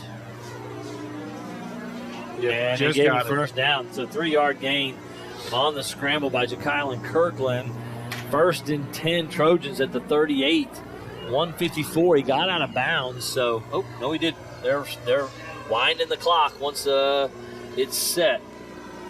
I think he'd gotten out of bounds, but I couldn't see it down here. 3-man rush this time. A lot of underneath coverage and a lot of confusion. Wow, what is going on? Kirkland going to run it again. It looked like the slot should have ran it out, but it looked like for some reason he just stopped in mid-route and just stood there. Both receivers on that side not looking back or anything, just kind of standing there. Maybe they thought it was supposed to be a screen pass, and something happened and the screen wasn't there. So timeout Trojans, North Hardin Trojans, with 1:29 to go. They had to stop the clock. 5-yard run on the scramble there. West Point Bank is hometown banking made simple. Has 5 offices located in Elizabethtown, Radcliffe, Upton, Glendale, and West Point, or find us online at westpointbank.com. West Point Bank, working better together. Tune in weekly for all local HCEC-TV programs airing on Brandenburg Telecom and Comcast Cable's Channel 2. Spectrum Channel 184, all HCEC-TV programs on the HCEC-TV YouTube channel. Subscribe to the channel today to get your local community sports and events. Watch From the Sidelines, a sports show featuring our student athletes and teams. We'd also like to thank NHHS, National Federation of High School Sports, and its support in providing live streaming service. Contact NFHS.com today. Well, 1:29 to go. North Hardin 2nd and 5 here. They have just struggled in every way. That last route was a disaster as 2 receivers, the outside receiver and the slot, ran up the field and kind of looked like they kind of looked at each other. Hey, aren't you supposed to be going this way? I don't know if it was that or if they thought it was going to be a screen pass. Yeah, and maybe stock blocking people. And maybe the defender read the screen pass and I didn't see anybody out there. And the quarterback's like, I got to go. It's not there. I don't know, but they just were standing there. It's hard to explain. We're struggling to explain what the heck's going on out there. A brain fart. 2nd and 5. Multiple levels. That's it. Multiple. Looking to the trip side. Going to escape to the right. Good pressure. Kirkland. Big pickup for about 12 yards. So what we said pregame is when you struggle to run the football against this kind of defense, maybe the quarterback run is your best option. And so 3 plays here, the last 3 scrambles by Jekyll and Kirkland, has it over the 50-yard line to the Barron County 46. And that sometimes, that will kill you. What do you do? breaks your back when you're, those defensive linemen are doing a great job getting pressure. They can't play against Kirkland in the open field. Kirkland's rolling out left. Ooh, hit Grimes. It was a little behind him, but almost got the completion. I think Kirkland just should have tucked it there and just took off. He's I mean, really. 4 in a row, yeah. Yeah, guys breathing down his back. You got to be careful with that. He could have caused a turnover. Yeah. By getting the ball hit from behind. Well, we're seeing a lot more rollout, sprint out types of looks from this Coach Brent Thompson spread attack. You don't see that a lot, but we're seeing that here. Sometimes he's getting flushed out of the pocket, but sometimes it's a designed rollout. This time in the pocket, looking at the curl route. Nicely done. Number 4, Joe Calhoun making the catch. 15-yard completion there. And those are the kind of routes you can run against that too. Quick hitches and curl routes where they're dropping back into that zone, and you can just like turn and catch that ball real quick. You need to go back to the man look here, honestly. Taking a shot one-on-one. Oh, Hand on the wow. ball. What coverage. Yeah. He was beat, but he was able to like get in there. Got his hand on it. Number 12. For Barron County is Zabrian Ward. He saved that play. And did. that was a touchdown. I mean, Jodan was there. He just deflected the ball. He just deflected the ball. Wow. 2nd and 10 then. 57 seconds to go. Again, plenty of time. North Hardin still, I believe, has 2 timeouts. So plenty of time here. Trying to step up in the pocket, but the pressure's there. Going to look deep left again. I think it's going to be knocked away again. Wow. 12. He had Marion Jodan again down there. I'm sorry if I'm sounding excited, but I love good quarterback play. Yeah, well, he's beaten again. I don't love that, but great job of like recovering, knocking the ball back. Yeah, good ball skills, we would say. Remind me of a player we used to coach, Tristan Long. Sometimes he got out of position, but then just was able to close and knock it out of the air or pick it off. We had a few guys that were technicians and some guys that were just gifted. And he was that. 2 deep zone look again. Actually, they're going to go into a quarters coverage look. The corner's going to run deep with the deep receiver. Sideline route. Good pressure that time. Number 32 from Barron County is Braden Houchins. He was all over Jekyll Kirkland. I mean, I'm assuming North's going for it. Yeah, 4th and 10. It's too far to punt. You're not going to punt it there, and it's too far for a field goal, so let's just see what 32. We've seen this before, haven't we, Tony, where they pick these long yardage situations. It's not further enough back. It needs to be like 4th and 20. 44 seconds to go here. And I think they got Barron County to jump the ball, so it'll be 4th and 5. Same guy. 4th offside penalty by one guy. They've got 8 penalties on the game, and here he comes out of the ball game. He's going to cost his team. Nope, they're going to leave him on the field. Coach just wanted to yell at him real quick. Figure it out. Eyes inside. Read the ball. Man. So 4th and 5, very manageable. You can do all kinds of things now. You don't have to throw it down the field. You can throw a short cross. They're going to throw it. Well, they're going to throw it, but it's just short cross, screen, whatever they look for here. Oh, they've got him. Touchdown. Oh, did he score it? Yes. Touchdown, Joe Calhoun. Wow. 26-yard touchdown pass from Jekyll Kirkland to Joe Calhoun. I don't know if you saw the route he ran there, but he ran a little hitch and go. Yeah, it was a hitch and go on the sideline. And he totally beat the corner, and the safety had another receiver running down the middle, and he couldn't get over. Beautifully designed play. It's and a great throw on the sideline there. Touchdown, North Hardin with 38 seconds to go. Trujillo on, bad snap. They get it down, though, and through. Great job by Marion Jodan to get that ball down. And I'm sure Barron County's kicking himself in the butt right now because they felt like they were doing really good just stymieing that North Hardin offense for the whole first half. Yeah, that just kills you right at the end of the half. And North's going to get the ball back after the half. Yeah. So, well, tough spot for these Barron County Trojans. You're on the road. Step up in competition, and you're 6-0, and you have a great first half, and then tough break for Barron County. Trojans, North Hardin now with a big momentum, down, baby. Big momentum play. Yeah, big momentum play. How about you, Kyle and Kirkland back on the field making throws and runs? A big drive for North Hardin there. You talked about that pregame, Tony, is trying to, Barron County trying to make them earn it all the way down the field. And they did that time. Looks like he gained about...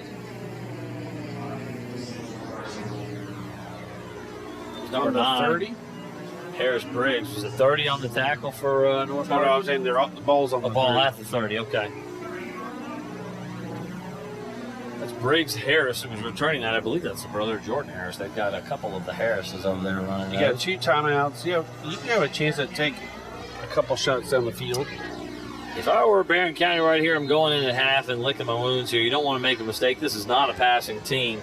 38 seconds or 32 seconds is a little much to go 70 yards here when that's not your bread and butter. We'll see. Looks to me like a double wing tight end left, and maybe they're going to kneel. Nope, they're going to go ahead and run a play. They're going to go to the big kid, Dalen Thomas, straight ahead. Josiah Hope back on the field. Good news for the Trojans. He'll tackle for about a 1-yard loss there. They just cannot stop that inside pressure.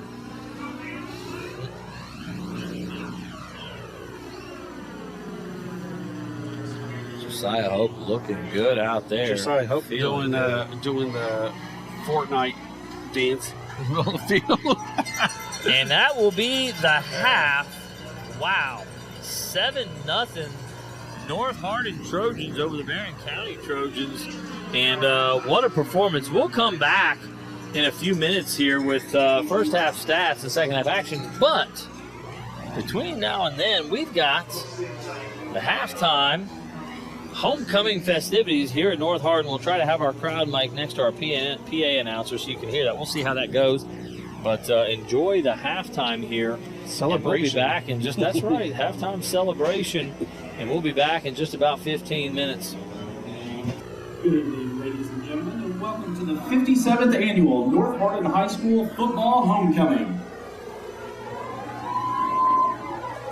Before we begin the Homecoming Queen ceremony, the Student Council would like to thank the following businesses: Blossom and Heirloom for donating the Queen Bouquet, and Helen's Flowers for donating the runner-up bouquets. Special thanks to the North Hardin High School Student Council for the carnation bouquets for each candidate. At this time, we would like to welcome back last year's homecoming queen, Abby Mahone. She is the 18-year-old daughter of Cindy and Dan Mahone. Abby is currently going to trade school in Louisville to become an electrician. Her goal is to become a master in house renovations. Abby will assist with crowning this year's homecoming queen. Joseph Whaley, son of Tiffany Williams, will be escorting Abby this evening.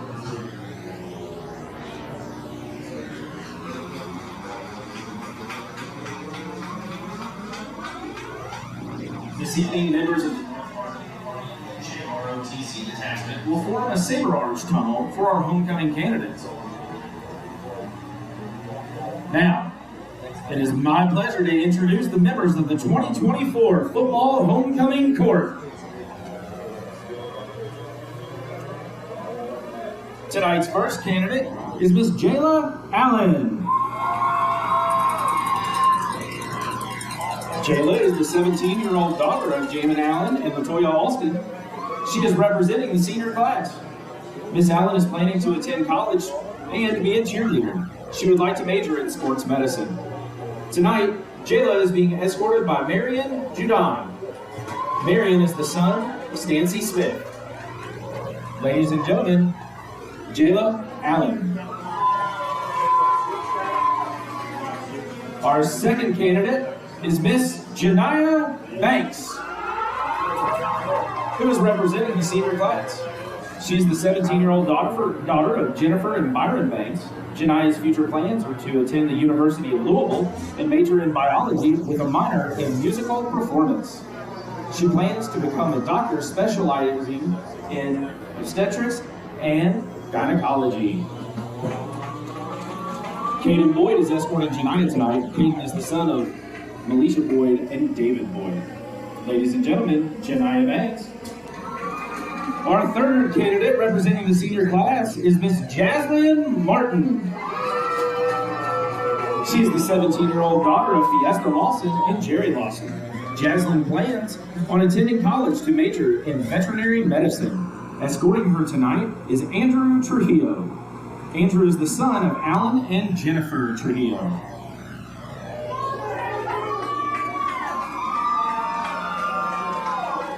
Ladies and gentlemen, Jaslyn Martin. Tonight's fourth candidate is senior Miss Paloma Martinez. Paloma is the 17-year-old daughter of Ashanti Milo. Paloma plans to attend college and play volleyball while studying to become a crime scene investigator or a forensic scientist. Paloma's escort tonight is Seth Woods. Seth is the son of Laterra Woods. Ladies and gentlemen, Paloma Martinez.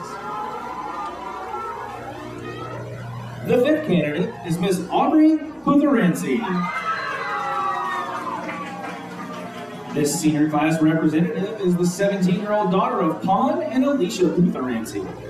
After high school, Aubrey plans to attend Moorhead University and major in international studies. Jalen Williams is escorting Aubrey tonight. Jalen is the son of Aaliyah Jones.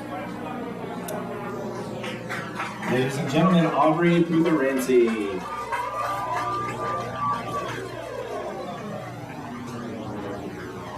Miss Carissa Ross is our sixth candidate tonight. And she is the 16-year-old daughter of Robert Ross and Tish Ochoa. Carissa is representing the junior class. Carissa plans on attending the University of Kentucky to study business and marketing. Escorting her tonight is DeMarcus George III. DeMarcus is the son of DeMarcus George and Allison Wicks.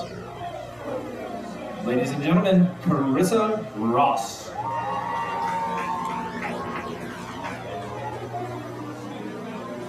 Representing the senior class, candidate 7 is Miss Michaela Sigatonu. She is the 17-year-old daughter of Candace Sigatonu. Michaela is planning on going to college for elementary music education and hopes to get her realtor's license. Tonight, Michaela is being escorted by Josiah Calhoun. He is the son of Tynesha and Lawyer Calhoun. Ladies and gentlemen, Michaela Sigatonu.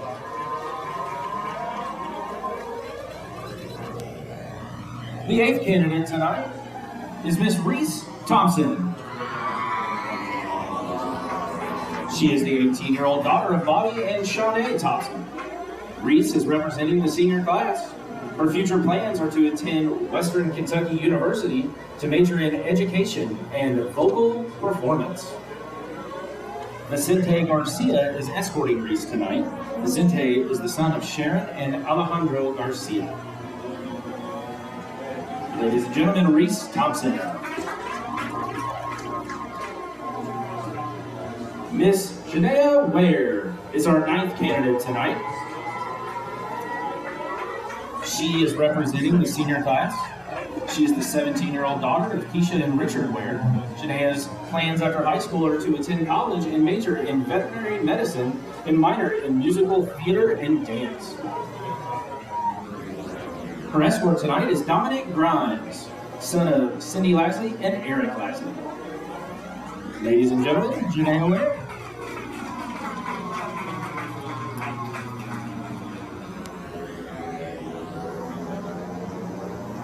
Our 10th and final candidate is Miss Elena Wood.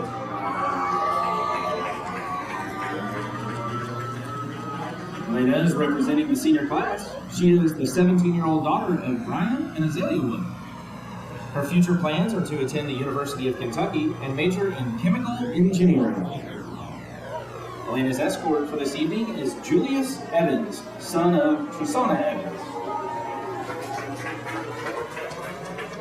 Ladies and gentlemen, please give a big round of applause to all of our homecoming candidates.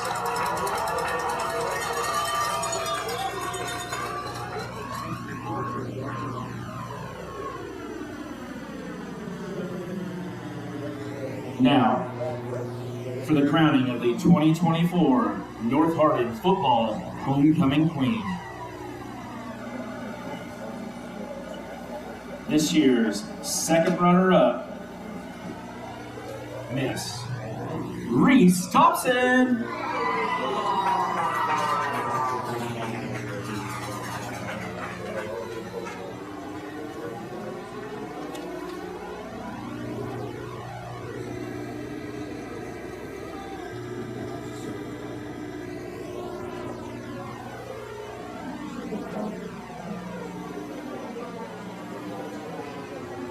The first runner-up is Miss Paloma Martinez.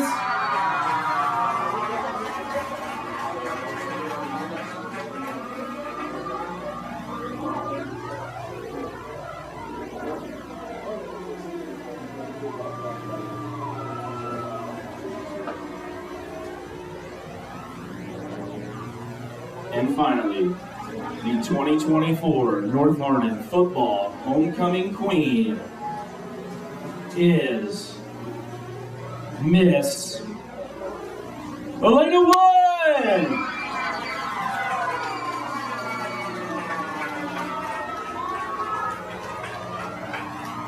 The Student Council extends its congratulations to all candidates for being named to the 2024 Homecoming Court.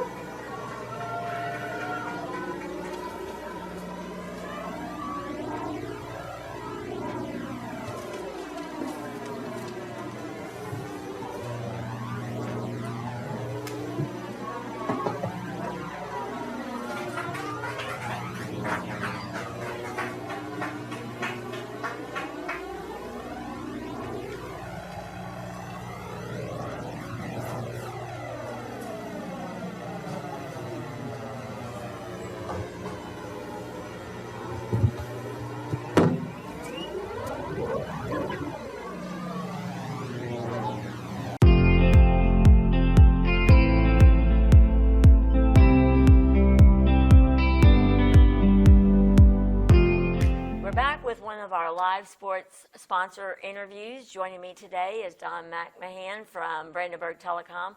You've been with the business for over 19 years, around their 19th anniversary. Yes, coming up, yep. Awesome. Now, did you get on, I guess, right after high school? I did.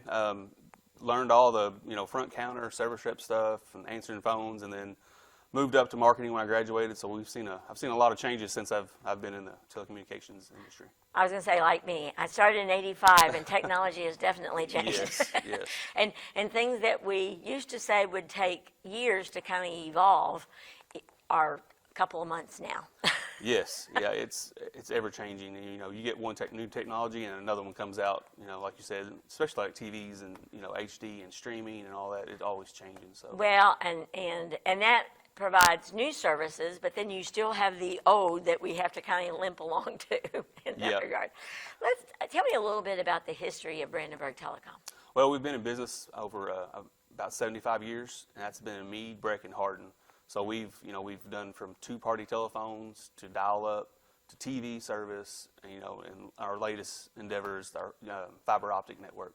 Talk about that. Blast, is it still called Blast? Yep, that's our router. Our fiber, we do plan to extend it out to Hardin County and Meade County and Breckenridge County, reach as many people as we can, because fiber is so important these days to everybody, because there's work from home, and if you have to go online schooling, it takes a lot of bandwidth to run a household. So fiber will kind of future-proof your home when it's there. Yeah, I know. I've been waiting. Yes. For you all to get to me. Hopefully it'll be there sooner rather than later. So. Great. What's involved in that movement when you're expanding that footprint?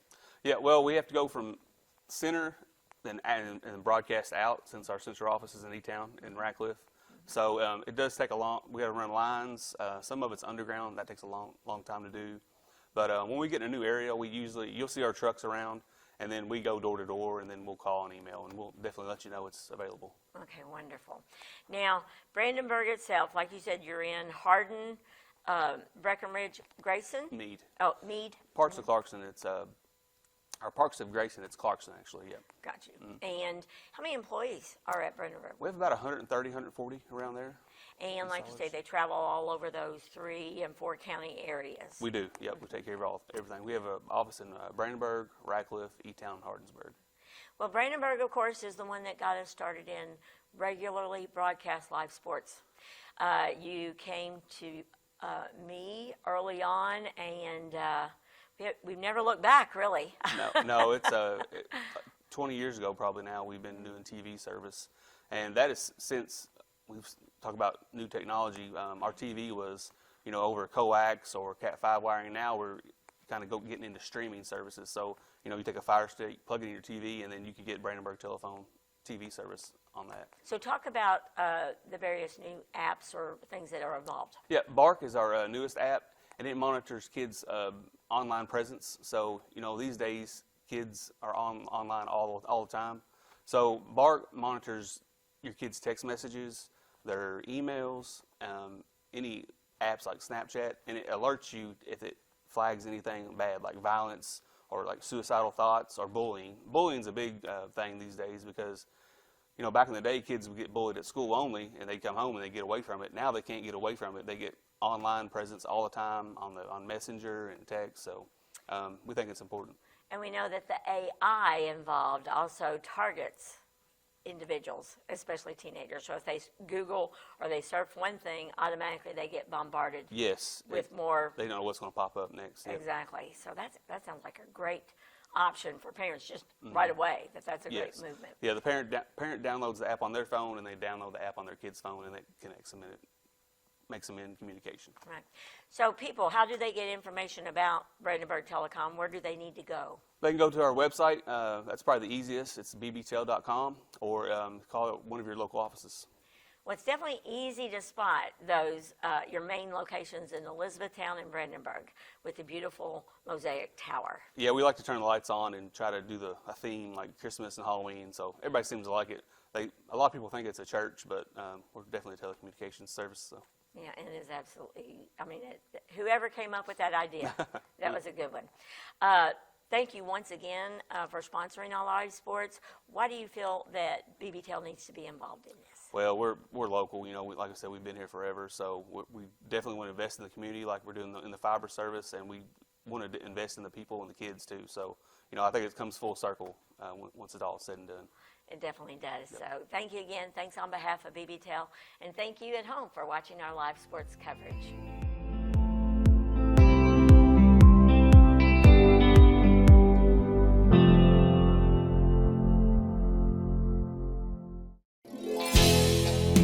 E-Town Exterminating has provided award-winning quality pest control services to residential and commercial customers for over 40 years. We attribute our success to serving and building customer relationships. We have a variety of services to treat and protect your home or business from moles, mosquitoes, termites, bed bugs, and everything in between. E-Town Exterminating, what the buzz is all about.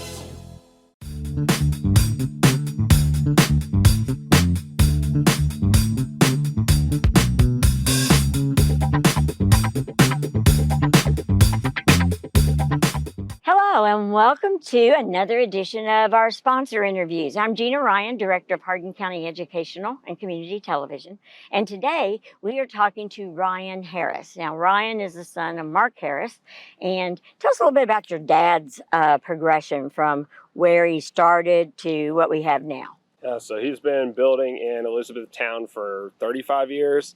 I think it started with custom homes, moved to spec homes, so he's built hundreds and hundreds of homes in E-Town, Vine Grove, Cecilia, surrounding areas, then moved into multifamily, and now it's progressing to storage units. So Wow. what you see behind So me. tell us about this beautiful facility. I mean, it is amazing. So it's obviously brand new. If you see the community building back here, it's one of a kind. And the great thing about our storage facility is, one, brand new, like we already mentioned. Mm-hmm. We have climate controlled and non-climate controlled units. Obviously the price is going to vary on those, but the most important thing, 24/7 security cameras, and there's a full fence around the whole thing. So security is super tight, and obviously that's a big thing when you're putting your personal items in a storage space. Now, this is also for RVs and boats. Correct. Too. So we have self-storage, and we have RV, boat, and car storage as well. Those are canopies, so completely covered. Those are inside the fence as well. I think you're probably going to show some video of it later. We have a bunch of RVs in there now, so yeah, people are loving it. Okay, it's definitely a neat place. And one thing I forgot to mention about the storage that's different than a lot of places, you don't have to talk to a single person to store something here. So we have a kiosk on the side of the building right over there, and you can go to the website, rent a storage unit or a canopy, get a code to get into the fence, and you don't ever have to talk to anybody. That's amazing. And in addition to this location, you have another location too? Yes, so that is It's just Black a little bit Branch smaller. Storage. Mhm. And if you just go to etownselfstorage.com, it's going to bring you to this website, but we have a link to that other site we have as well. But it's really easy to remember, etownselfstorage.com.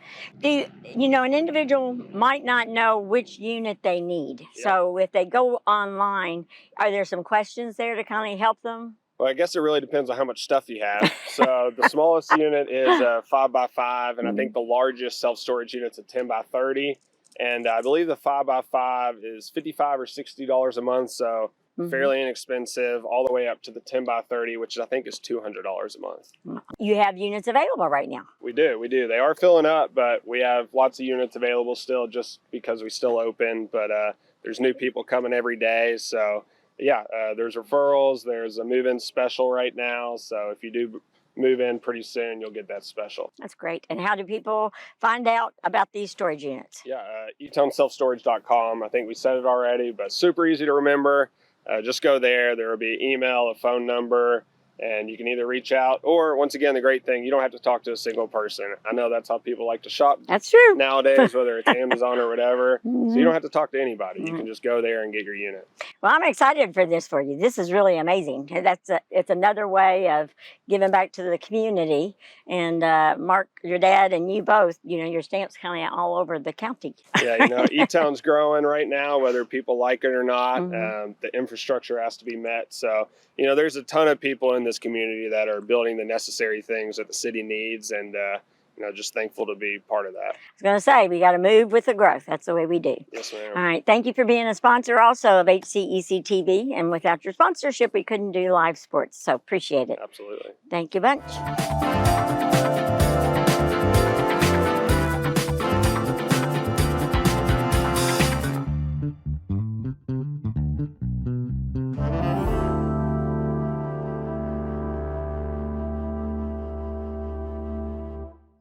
Welcome back to North Hardin High School. I hope you enjoyed the halftime festivities with homecoming here tonight. Congratulations to the homecoming court. We've got a few minutes here until the second half will kick off. Let me give you a few stats here. I'm going to give more team stats than individual stats here in this because I think it's amazing what we've seen tonight. Both defenses playing some serious run defense, just not giving up anything in the run game. On the Barron County side, again, Barron County is a team that loves to run the football. Barron County averages 272 yards a game rushing the football. Tonight in the first half, 27 yards. Yeah, they've been pushed back quite a bit. They are struggling, and as a result, they're trying to throw the football, but they've only got 21 yards in the passing game. They've had a couple of opportunities where they've dropped some balls, not been able to connect. The defense has created pressure.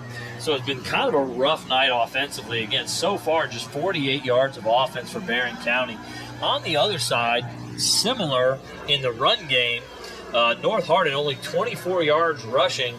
Almost all of that on that last drive, and it was all by quarterback Ja'Kylan Kirkland, who had 3 carries on that drive for 20 yards. So 20 of the 24 yards that they've run for on that last drive by the quarterback. In the air is the difference. North Hardin, 109 yards passing, which is still a little under their average. Yes. For the year. And really, the chunkage of that yard came on that last drive that they had. So, yeah, they had a 15-yard completion and a 26-yard completion on that drive. DJ Loggins earlier in the game had a 23-yard pass completion. So 3 big connections kind of account for about 2/3 of that yardage. So it's been a defensive battle. 7-0 right now is the score. North Hardin, the good guys, wearing black tonight, are the good guys. And they are in front 7-0. Again, Barron County, 8 penalties. I mean, Barron was playing that bend no break type of defense. Yeah. Keep everything in front of them. And it wasn't really until that very end of the second quarter they finally, had a kind of. It wasn't really a miscommunication. It was a good play call by North. Was it that stop and go? Good route, good throw. Yeah, all of it. If I was North, I'd go back to rolling out the quarterback and allowing him to make that decision, kind of like some RPO action. See what's there, and if there's nothing there, go. Because with them having everybody dropping coverage, they leaves lanes for the quarterback to go. Yeah, DJ Loggins has had a good first 6 games. He's played great, but tonight the hot hand seems to be Ja'Kylan Kirkland. And we'll see if Coach is going to go to Ja'Kylan or if he's just going to continue to rotate as he always has throughout this season so far. So, let's see here. You mentioned pregame. I wanted to bring that back up. I was talking about that just a moment ago. Barron County, 8 penalties. North Hardin, just 3. Which is great. No turnovers, 3 penalties. That's how you win tight football games, and this is a tight one. And right now, this North Hardin squad doing exactly what we had hoped they'd do and clean up some of the mistakes. And, man, very clean football. Yeah, no turnovers either. Squad. Yeah, no turnovers. Really, the only real big turnover was by Barron County early in the first quarter. Yeah. We thought it was going to lead to points, and it ended not giving points up. But I think it's going to come down to turnovers in the second half. I mean, really, Barron County's have the hope that they can squeeze out some kind of big play somewhere, because that run game, I don't know if it's going to do much of nothing in the second half. Yeah, it's going to be hard to get anything going in the run game. Maybe hit a big pass. They had a chance for one that was dropped by Jordan Harris. They had 2 shots. That one deep down the field, across the field. That's right. Yeah, we did like a sail. Quarterback missed it on that one. Threw it a little too late, and then we had that wheel route where, again, he waited just a bit too. Yeah, he hit him in the hands. Yes, he should have caught it. Should have been caught.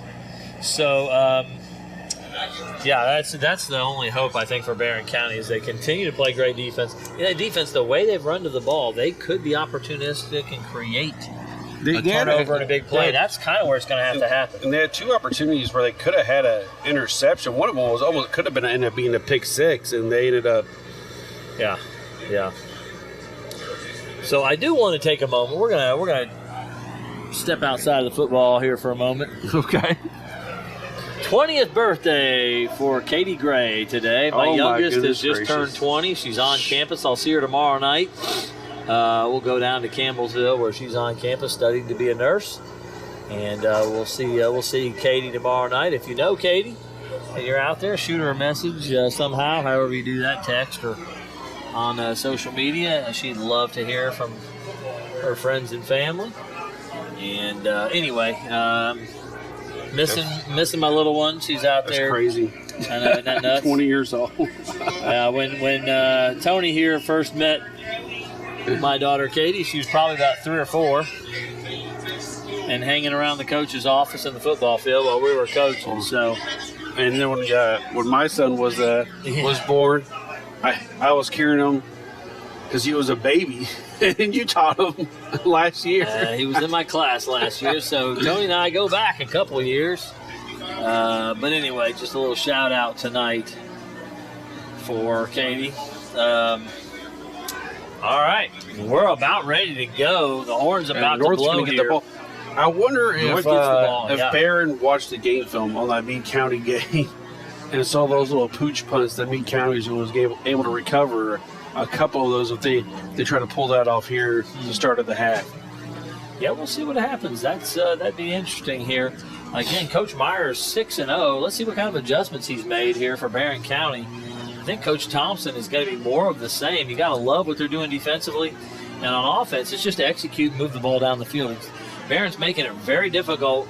It's very interesting. We talked about how they were playing that two-deep man coverage, cover 5, and North could do nothing. That whole drive that North picked them apart, they were in 2 zones. Yeah. And throw that out. Surprised. Yeah, I'm a little surprised they did that. I'm not sure why they would do that. And we are ready to roll. And here it is. There it goes. Bouncing around. And North Hardin does a great job getting on it. Wow. So I sit next to the prophet, Tony Menendez. Not teacher and coach Menendez. Almost worked. It's bouncing around. Anytime that weird shaped ball is bouncing around, you never know where it's going to go. But great job, North Hardin, jumping on that. Good job. See who it was. Learning from past Meade County mistakes. Yeah. And not doing that again. Again, 7-0. Yeah, Barron County trying to get the ball back. They're trying to do anything they can. It will be Ja'Kylan Kirkland, by the way, at quarterback. Here he comes. I believe it's Caden Boyd at the running back spot, and next to him there, 4-man, actually 3-man front. And I think a zone look, and maybe a cover 4 look that they're going to run here. They are going to blitz one of the backers, and he's going to drill the running back in the backfield. I don't think he got anything out of that. I think it's 0. I think he just barely got back to the line of scrimmage on that.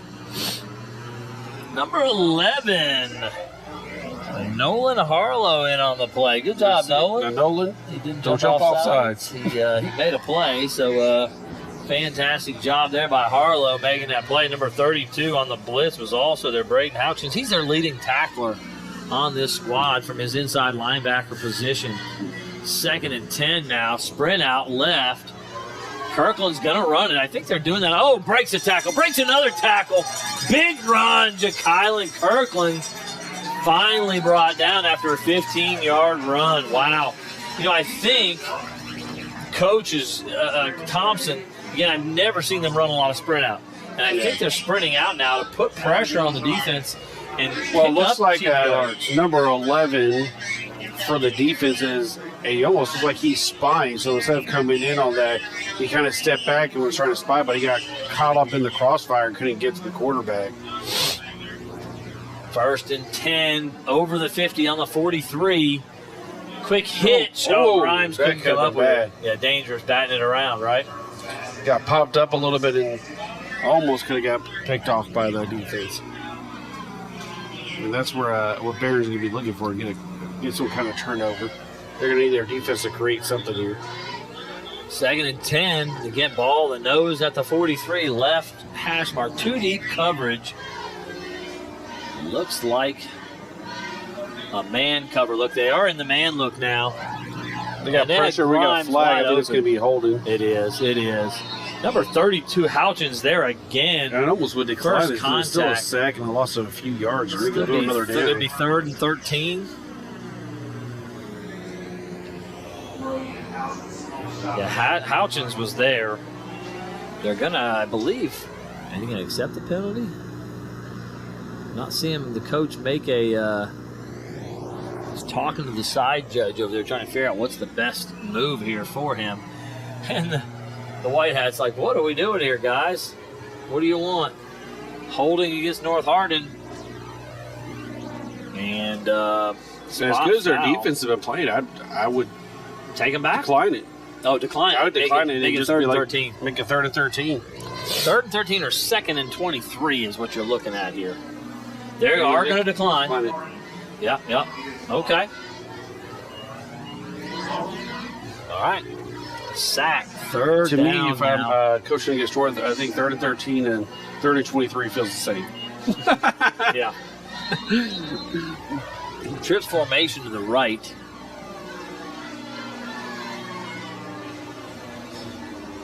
Bostic, Grimes to the right.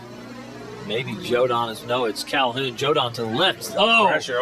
Great job by Kirkland. He's going to run it again. Big pickup. picks up maybe 9. It'll bring up about a 3rd and 5. And they're going to go for it here. Yeah, I would think 4th and 6 or so. 4th and 5. He picked up 9 on the carry. So again, Kirkland doing it with his feet tonight. On a side note, I don't know what the announcer opened up to eat, but it smells delicious. Jack's Wings is down there with a food truck, and looks pretty good. I can smell it. Yeah, doggone you, Tony, for mentioning that. I'm just going to be sniffing that stuff. As soon as he opened that box, I was like, this is over. 4th and 6, big down here. Got the curl route, is wide open. Jodon's got it. I don't know what he was waiting for. And Jodon, a big run I think after he was kind of deciding, should I run here, just pick it up, or just a little toss? Because they've had success running the ball off of the scramble. I think he was like, do I just go on a run here? It looked like he was looking for the out and up, which on 4th and 6 hit the first down route, not the out and up. The out and up wasn't there. The curl route was there the whole time. 9:20 to go in the 3rd, and North Hardin driving it. There's Boyd. They're loosening him up a little bit, a couple yards on that run, maybe 3, possibly 4. And they're going to give him 4.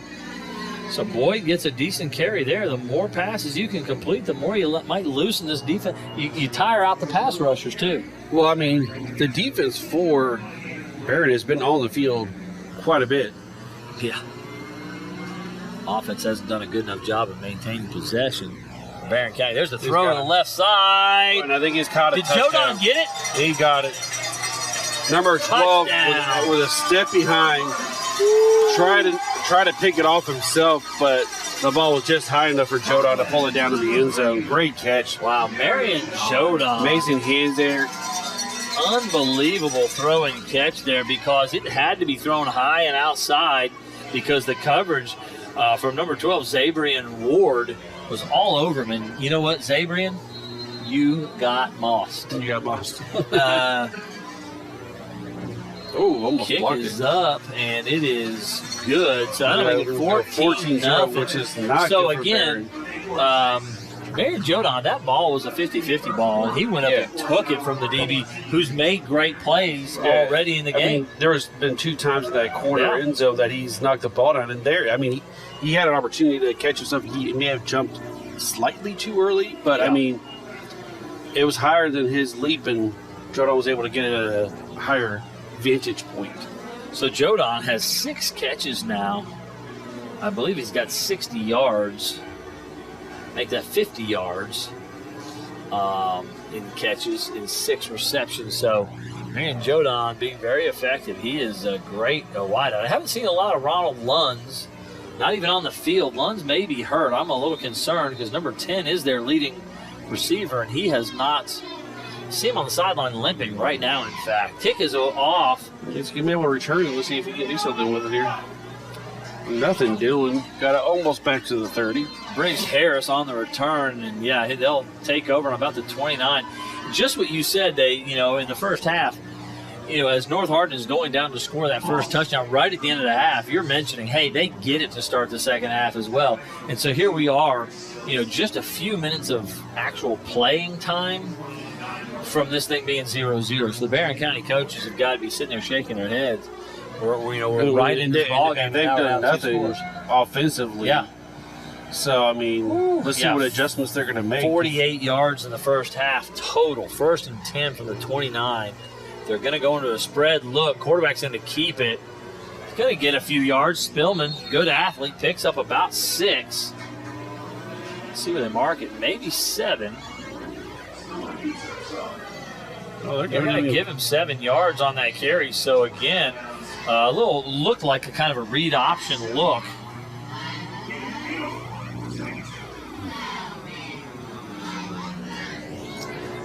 So good start to the drive. It looks like Coach Myers is going to get out of his normal wing T look.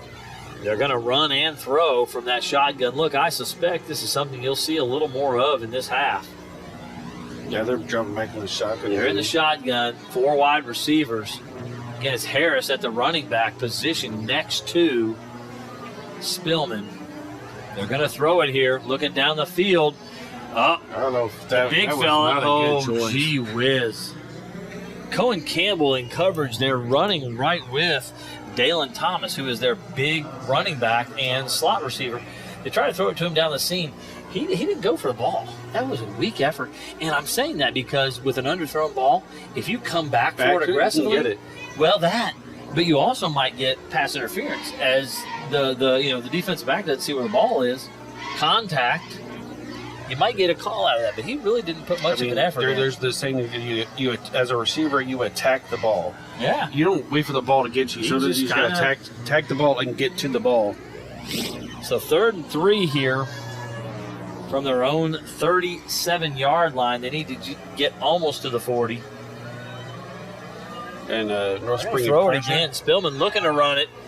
Bad mistake. Oh, scrambling the other way. He's got space. He's got space. He should be able to get the first down here. Great run by Spillman. Good job by his center. Yeah. Once he recognized he passed him to get up there and block that backside backer to keep him from stopping him from getting that first down. Got out in front of him there as he reversed field. The Trojans had him bottled up, and he reversed field and made a big pickup there. 1st and 10, Barron County here. 8 minutes to go in the 3rd quarter. And their 2 big runs. Quarterback By the runs. quarterback. Yeah, I mean, just being an athlete, getting out there on the edge and making something happen.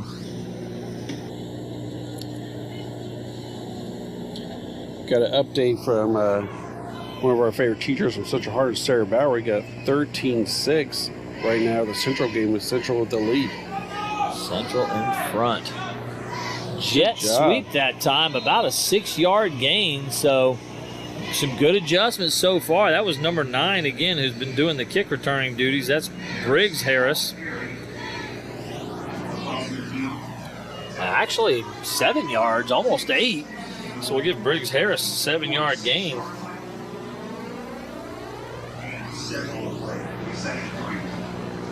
His first carry of the game. This is the down where when it's short, 3rd and 2nd and short, I like to take a shot. Well, they kind of did last on the, they tried to throw the ball to number 7, Dalen Thomas, on last time they had 2nd throw and short. number 2 here. There. Oh, my goodness. Bobbled. Horrible play. My land. What a mistake. That bobbled handoff. Bobble handoff, but then when he saw some pressure, his decision was to run backwards as opposed to turn it up. And just get what you can get. Recognize the down 7-yard marker. loss. Dalen Thomas minus 7 on that. Tried to go jet sweep the other way. Defensive end, number 66, Michalak was there. Jamani Noel was there as well, along with Cohen Campbell. The linebackers getting in on that play. Trips formation to the right on 3rd and 10 now. Can't have those kind of plays in this kind of offense. Blitz coming. Number 7. Spillman squirts out there. Oh, he's got a receiver. Big play. I see. Wow, nice play. Number 20, Harris with And it. he's still up. Made that play. Down to the 15. You get a flag at the end of the play? No. I thought that was a horse collar at the end. Big play. 38-yard passing play. So, again, what happens sometimes when the whole thing breaks down is the coverage will break down. They'll start watching the quarterback run with the ball. Nobody saw the running back sneak out, and that's Jordan Harris. He's actually been very effective in the pass game. It's his 3rd catch. Of course, he was the one who missed the ball earlier in the ball game, but that was a big catch and run. Jordan Harris and Barron County threatening here inside the 20 at the 16-yard line. They're doing something we call the ace look out of the spread we got, even on both sides. 2 and 2. They keep moving Harris back and forth. He's going to end up on the left side. Motion across. Quarterback keep it. Lots Nobody of space. there. Spillman, Touchdown. Wow. 16 yards for a touchdown. He had talked about doing a draw. That was almost like a draw play. Yeah. He faked that handoff on the jet. Looks like that jet sweep, and then just It's a quarterback counter, basically, and it was open straight down the middle. What can happen when you fake that jet sweep is the inside backer and the backer to that side widen, and there's nobody in the middle of the field. They're already running to the outside man to try to stop the jet sweep. Nothing in the middle of the field. All you got to do is block 2 or 3 guys, and you got big play. Going for 2. All right. Interesting. Do they don't have a field goal Well, kicker? their kicker on the season is 7 of 7 on PATs. They've obviously scored a lot more than that. Under pressure, just tossing it up. Might as well at that point. And play is dead when you intercept one in the in high school football for the 2-point So Coach Myers all the way out on the field yelling at somebody and pointing. In other words, I believe one of the receivers might not have been where he was supposed to be. Yeah, you know, when you take a chance like that and it doesn't pay, now you're down 8. If you score again, now you have to get the 2-point conversion. Now you have to get the 2-point conversion Or just to what break could have even. been an even game is not. Yeah. Wow. If you can't tell, I wasn't a huge risk taker as a play caller and a head coach. I'm playing the averages. Of course, the one time I did it, we lost. But anyway, we went for 2 in overtime, and we were needed the extra point to tie it. I went for the win, and we came up 6 inches short. That was unfortunate. When was that? Bellevue. Okay. Yep, at Bellevue, playing Ludlow, and tied it up. Went for the win. I think everybody respected me for going for the win. Nobody complained. And we looked like we were going to get in the zone, and they stopped us.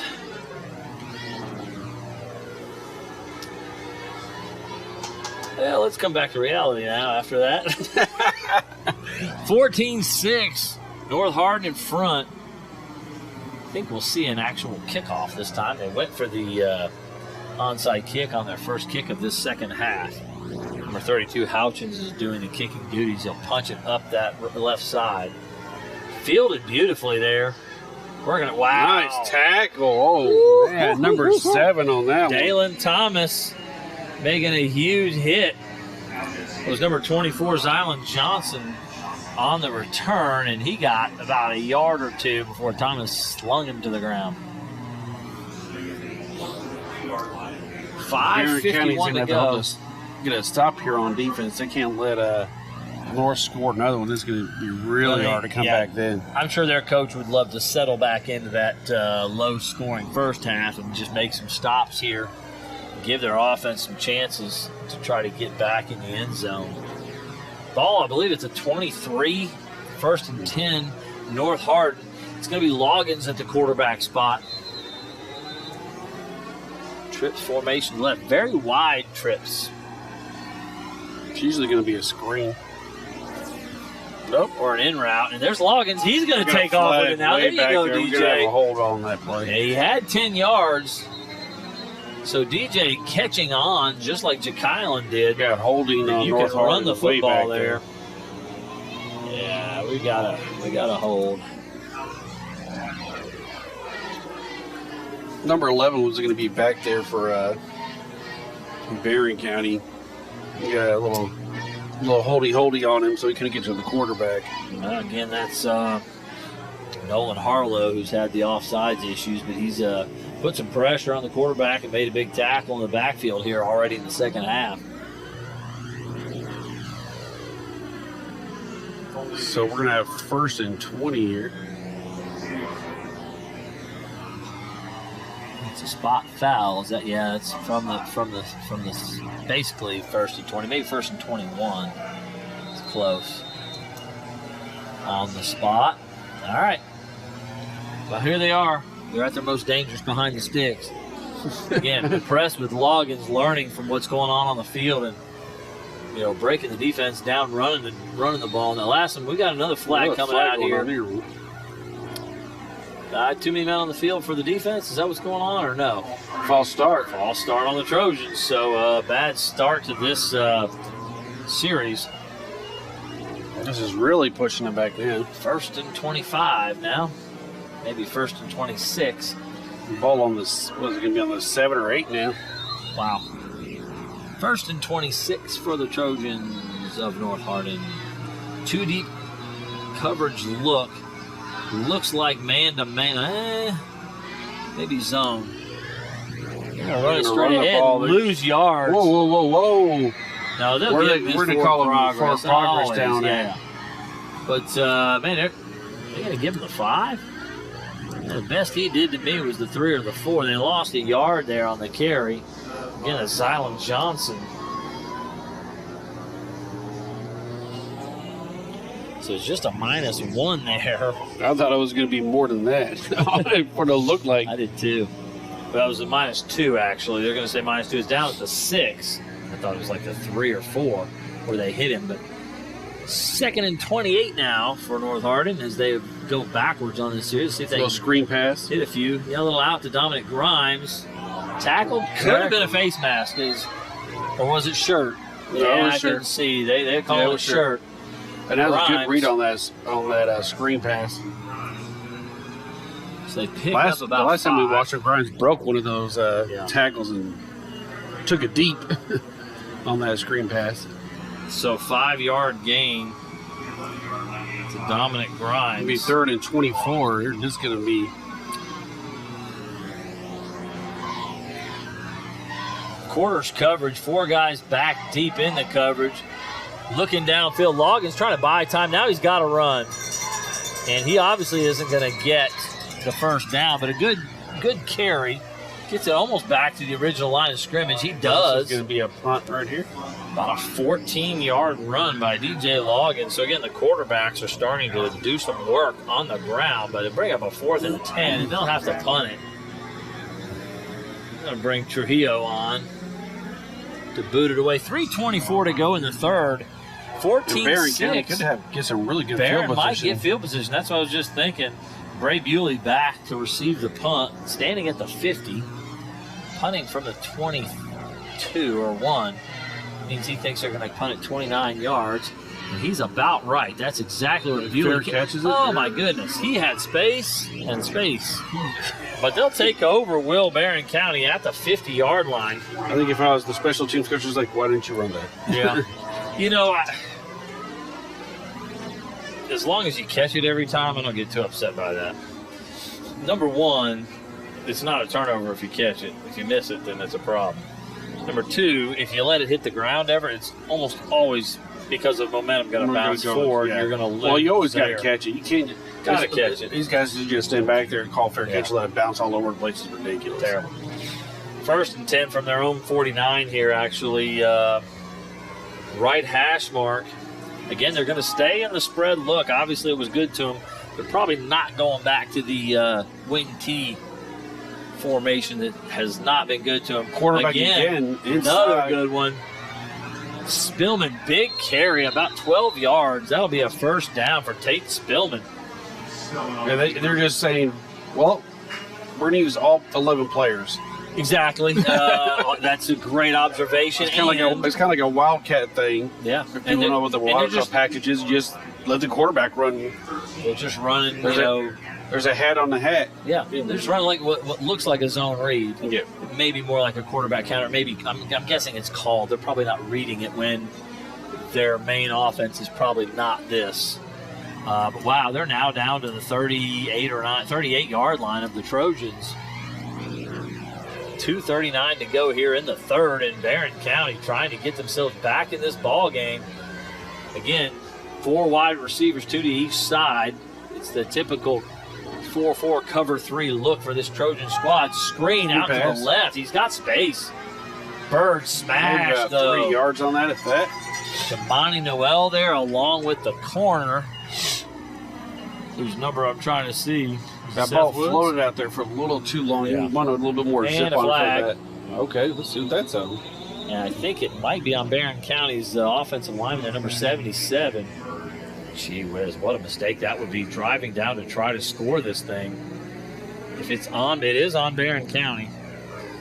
Number 77, Sean Brody, the sophomore, is a huge kid, but that is a huge mistake. I mean, huge. You're 2nd and 9. It's going to go way back. Personal foul. He was talking or shoving or something. Had a teammate trying to drag him away, but here you go now. Getting some momentum, moving the ball, and your team that's traditionally a run team, and now you're a yard back from where you started the drive. What? again, we're North Hardin homers, but I hate seeing kids make mistakes that cost their teammates. You're just killing your teammates. Here you are with an opportunity to drive it down and score, and you make a mental error like that. You want to get into a fight that's going to accomplish nothing. If I were a coach again, I would look at a player and say, throw punches at guys with helmets and shoulder pads on. How stupid are you? I mean, what good is that going to do? Trying to punch someone in the helmet. Who are you helping? Nobody. Who are you helping? You're not helping anybody. That's about the worst thing you can do on the football field, and you've taken your team out of the ball game right now. They'll, I'm sure, have other opportunities, but that just killed. Spillman's going to make it back, though. Big run on 2nd and 25. He's going to pick up 17. We got all those, all the coverage guys are in man, dropping with their receivers, and you got a lane, take it. So listen, Spillman's carries in this half, 7 yards, 11 yards, 16 yards, 12 yards, and 17 yards. He is tearing them up. 3rd and 8 now. So now they're back in a manageable situation. He may bail his offensive lineman out who made the cardinal error to hurt the team. But Tate Spillman's going to put him back in position here.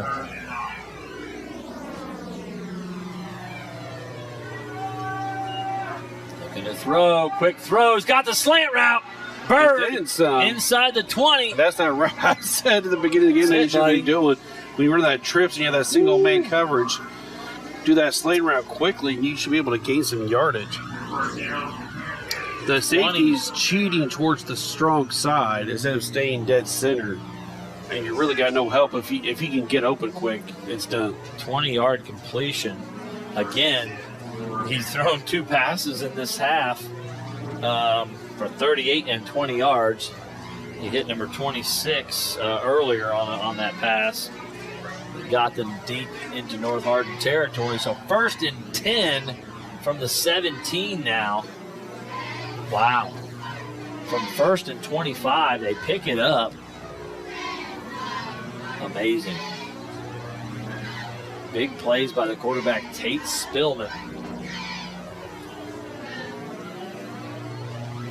1:05 to go here in the 3rd. Motion across. And that's faking the jet sweep straight down the middle again. There goes Spillman. Almost, 25 caught him there before he could score a touchdown. I thought he was going to be in. It's Ty Davis making the saving tackle. 12-yard gain. It'll be 1st and goal from the 5. And here we are, 55 seconds and counting. And, that decision to not kick the extra point is feeling a little weird right now from Berrien County. Of course, they could prove me wrong again. Well, I mean, by getting the 2-point conversion. They got to get this in the zone first, though. 2-point conversion. They got to get a touchdown first. Yeah, they got to score this at 5 yards. They've struggled in the first half. It's been all Tate Spillman here in the second half. I think they're going to motion across. No, they gave it to them, and they are not. All right, so we lost 8 yards last time we did that. Let's do it again and lose another 6. It's almost like the coach is thinking, okay, they saw us do the jet motion and not give it to them. I feel like he's thinking they're not going to bite on it. They're going to readjust the quarterback, but no. When the jet sweep worked in this half, it was with a smaller, speedier back. That is a big, strong, more lumbering type of back. He has now run that play in the second half for -7 and -5. He is not a sideline-to-sideline guy. He is a straight-ahead guy. Well, I just feel like sideline is not a good thing to do against North. This is a Hardin County Education Community Television student production. HCEC-TV is a division of Hardin County Schools live streaming channel 1 programming sponsored in part by Brandenburg Telecom. Providing service for all your telecommunications needs, featuring Park, protect what matters most. BBTEL Stream, watch TV with your BBTEL app. BBTEL Secure, a safer home awaits. BBTEL Blast, make the most of your Wi-Fi. Visit bbtel.com today. Physical Therapy Associates, more personal attention for more effective results with locations in Elizabethtown, Hodgenville, Radcliffe, Bardstown, Brandenburg, and South Louisville. For more information, go online at physicaltherapyky.com. 12 minutes of football left, Tony, and it's been a good one in this has Berrien been a really County. Fun game to watch. It wasn't like the North Hardin PRP game we watched a few weeks ago. This has been a much better game to watch. Well played. A few too many penalties on the Berrien County side, I feel like, but fairly clean. Not really much in the way of turnovers. One early turnover that didn't amount to anything. And Barron County now second and goal from the 10. You know, I mean, the playbook's open. it is, and I think he got 3 downs because they didn't try to kick But a PAT. I don't think you do know that running to the outside, no lateral runs. Well, if Go it's a upfield. lateral run, it's a scramble by the quarterback on a pass play. I'd almost want that- to run a screen pass here. Interesting. They're back in their traditional wing Oh, team they're formation. under center. What is going on here? Loaded formation to the right. They're going to look to throw the ball. Spillman's going to run it, throw it away. Not sure what's going on there, but they just wanted We got another. a flag on the play. I guess maybe they just wanted another look. I think it was they loaded to the one side, and it was going to almost be like a run pass option where he was rolling out, Yeah. and if the receiver was open, go pass to him. If not, then just run the ball up the sideline. So it's going to be a call against Barron County. They're calling it an eligible receiver downfield. So it looked like he was scrambling to run, and at the last second he throws it, but he's got a lineman. lineman up in It's front gone of him, downfield to block, yeah. You just needed to go there. Yeah. It is going to be declined, which brings up 3rd and goal from the 10 now. So Coach Thompson likes his odds with Barron County needing 10 yards here. I'd almost spread the field and go back to that slant, Tony. I mean, That's it's where been I a would good. go. They've I'd hit run- it twice. The I would first do time trips. he fumbled, though. To one side. To and then, one side. Yeah. I did trips to the short side and the slant Yeah. to the wide side. Well, you're not calling the plays in this case. Maybe you are. It is trips to the wide side. Number 2, Bird. Jackson Bird to the right side. He's got a one-on-one look out there if he wants to go that way. He does. And it was the slant, too. Spillman didn't Quarterback throw it. tries He to ran. take it. He gets about 5 yards out of it. That's exactly what they tried to do. Jackson Bird was on the slant on that right side. But I'd like that slant on the wide side to get more space Yeah. for the receiver to because even if he's covered one-on-one, if you could throw it to him in stride. It's bigger windows, too, against Yeah. the zone, so you can find a little more space out there. 4-yard run. This is going to be a timeout. So Spillman picks up 4, bringing up 4th and 6. 4th and goal from the 6. eTownSelfStorage.com, finally a place conveniently located in Elizabethtown for more than just your self-storage needs, featuring video surveillance, climate-controlled self-storage, but also storage for RVs and boats, with electrical outlets in every spot to keep everything charged up and ready to go when you are. Go to eTownSelfStorage.com for more information. Waddell's Auto and Scrap Metal Recycling, a family-owned business with competitive prices, pickup service, and a friendly staff available for your recycling needs. Located off of the I-65 exit 91 on 311 Steel Drive in Elizabethtown. Call 270-982-7206 to talk to someone about scrapping metal and recycling.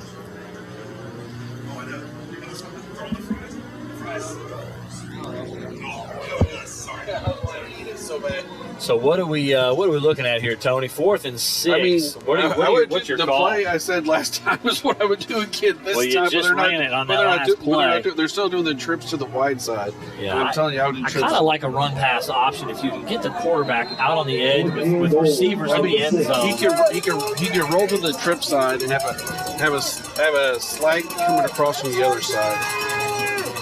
All right, here we go. Big down for both teams. He's going to sprint to the one. Oh, boy, pressure in his face.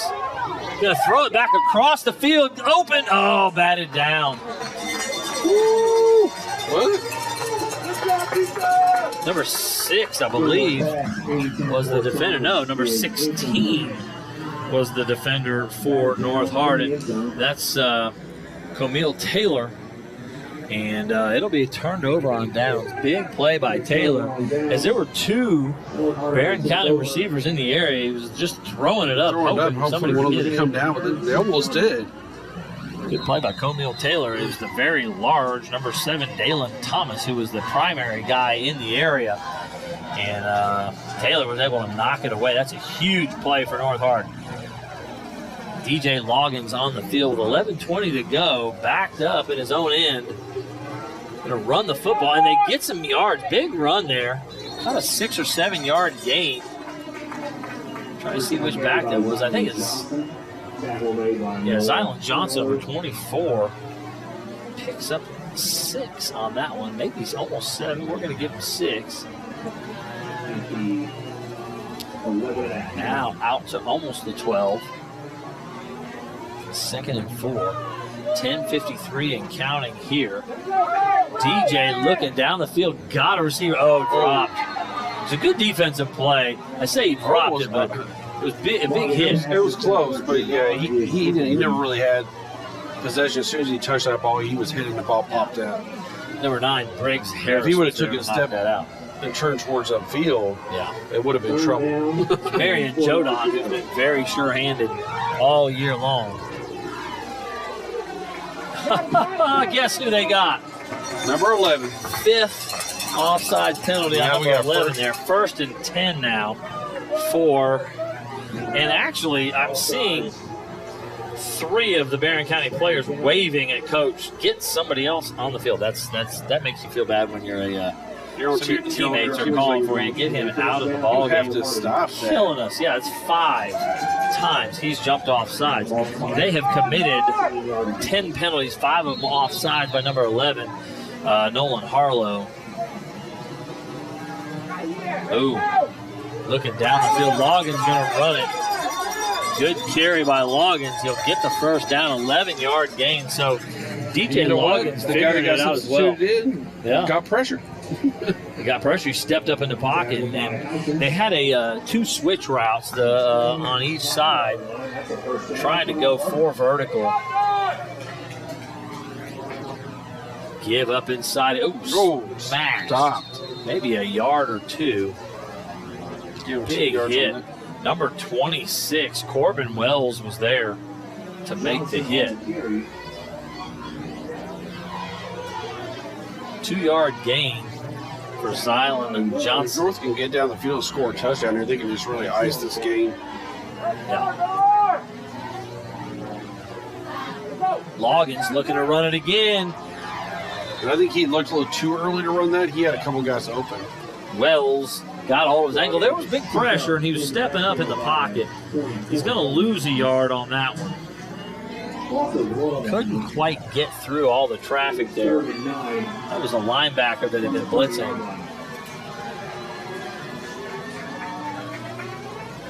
Big 3rd and 9 here, Tony. They've got to pick this up. I think the Zambians are playing a little too far back on this one. Yeah, 3rd and 9. Oh my God. Well, now he's taking over. Now it's an offsides on number 32. That's our leading tackler, Braden Houchins, as he jumps. I'm sure Coach is going to have a long talk with players into this game. I would just call timeout right now and just say, hey, guys, can you stop doing that? That's ridiculous. I don't think I'd use that kind of I think they were going to try to draw him offside again there. Oh, yeah. It's 3rd and 4. You might as well. You might get him. I might do it again right now. Call timeout if you don't get him to draw sides. 3rd and 4. Somebody jumping. This time it's the Trojans, jumping early. It looked like they were trying to do another hard count. Yeah. And somebody bounced. It was left guard or tackle. I couldn't see which one, but somebody on the left side over there. Yeah, they did the little hip bounce thing. That's one of the things I don't like about doing the 2-point stance. Yeah. On the O-line, I feel like you give up leverage, too. Nolan Harlow back on the field there for Barron County. Hard count him again. Watch the ball. His head looks like it's looking inside. Maybe it is. Maybe it is. 2 wide receivers to each side. Loggins looking to his left. Nobody open right now. Good coverage. Spins out again. Buying more time. Grimes was open there. That's good. Down the field, almost big. Into double coverage.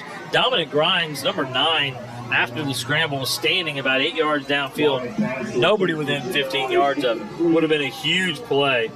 But with that much pressure on you, it's hard to see that. Have vision when. Yeah, well, he had lost vision because he had to spin out too. Yeah. As soon as his head is up, that was the first guy he saw, and he chucked it.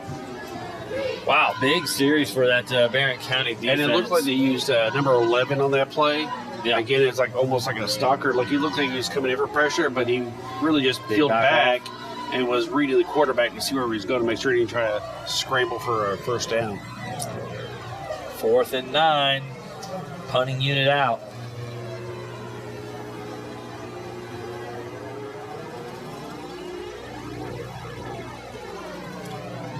Decent kick. Fair catch called.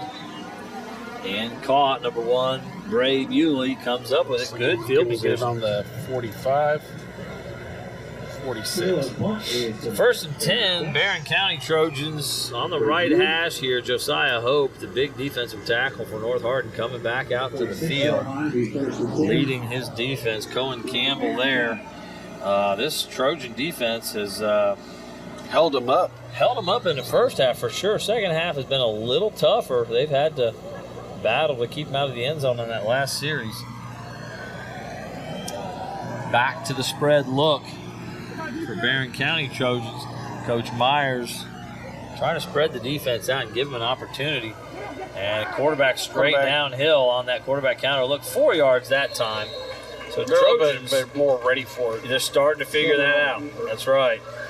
That's where I almost would be tempted to run that same play, but instead of running it, fake feed and then throw it downfield. Yeah, absolutely. Do not do a jet sweep out of it and run it. Well, No, but throw that's exactly what North Hardin's figured out. These guys aren't going to run the jet sweep anymore because they've been terrible at it. So now you don't have to go running out there. You can sit and play the quarterback on that. I said 4. It could be 5. So it's 2nd and 5, maybe 2nd and 6. Right at midfield. Motion across. It is play action. Look, Spillman running. He needs to get rid of it. Did not. Big sack for 8 or 9 yard loss. He had an opportunity to get it to Dalen Thomas on the scramble, but didn't see him. 3rd and 13 here. Yeah, 8 yard gain. I didn't see who was on the sack. Was that 32 Whaley? That's his 2nd sack of the game, if that's who it was. I think it was. Wow, big game for Joseph Whaley, number 32. This is where I would do that play. It's a short side trips, 1-on-1 to the far side. See if we can make a play off a slant. Big 8 yard loss on the sack. And so and they're running out of time with 6:51 to go in this game. This Barron County offense, they're not going to have this one and possibly one more if they can get a stop.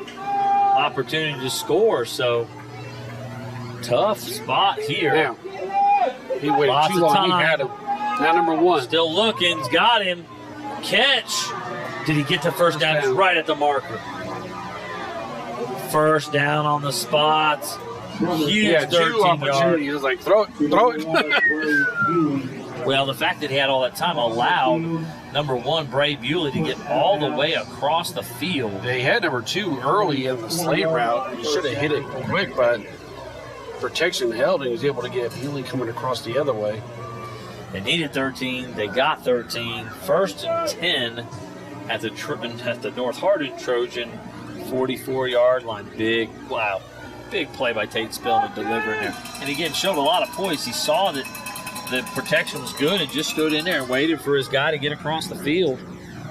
Certainly was not the primary option there. Faking the jet sweep and Spillman again, nothing. Whaley all over him. Yeah. I think that play is done. They go into the well one too many times. They're going to have to give the jet sweep again, or they're not going to be able to get that time there, they had the speedier guy running across. I think they give it to him on the jet sweep. 2nd and 11 now. They're going to give him a loss of 1. I thought he got back to the line of scrimmage, but the officials didn't see it that way. 5:54. Price of 1, people. What's that? 2 hot dogs for the price of 1. What? I'll see you, folks. I'm going to the concession stand. All right, now let's hang out here. Good protection. Ooh, he waited too long. He needed to get rid of that ball. Fumble. Trojans had it. Cohen 43. Campbell. What are they calling here? Are they saying that he was down? Or are they just spotting Cohen on the recovery? You can't spot him on the recovery. Can't spot a Picked fumble. it up and was running. Look, he's pointing. He's pointing to the ground, saying he was down. Wow. Rough call. I thought he may have been down, not a forward pass. Okay. Did they call a pass? Because they're coming back up to the original line of scrimmage. Yeah, they're saying it's an incomplete pass. So he tried to throw it to who? Somebody. Must have been running back in the area. I didn't see him. Must have been somebody near him there that he was throwing it at. Not a fumble, I guess. Now it's 3rd and 11, so, boy, what a break for Barron County. They're still in this game here. 5:33 to go. Screen to Dalen Thomas, and a late hit on the quarterback. Thomas only That's gets going 2. to be a first down. Big time late hit on Tate Spillman. I think it was Because that's Hope. going to be a 15-yard penalty, which gives them the first down. Wow. Big personal foul. Big moment to have a bad penalty. Yep. Roughing the passer. It was way late, way after he'd thrown it. And they drilled him. Knocked him back 4 or 5 yards. Let's see where this ends up here. Should be a first down 10. Yeah, 15-yard penalty. That's going to take the ball down to the 30. 1st and 10, Barron County. With 5:27 to go, Tony, I'm saying this is it. This is the drive. I don't know if Barron County has the ability to score. Yeah, it's a score here or it's going to be an L. Well, then we may get to see overtime rules for high school. Which is the worst overtime rules of all the overtime rules. Oh, it's fun. I don't know. You like I love it. No. I love it. I thought it was so much excitement.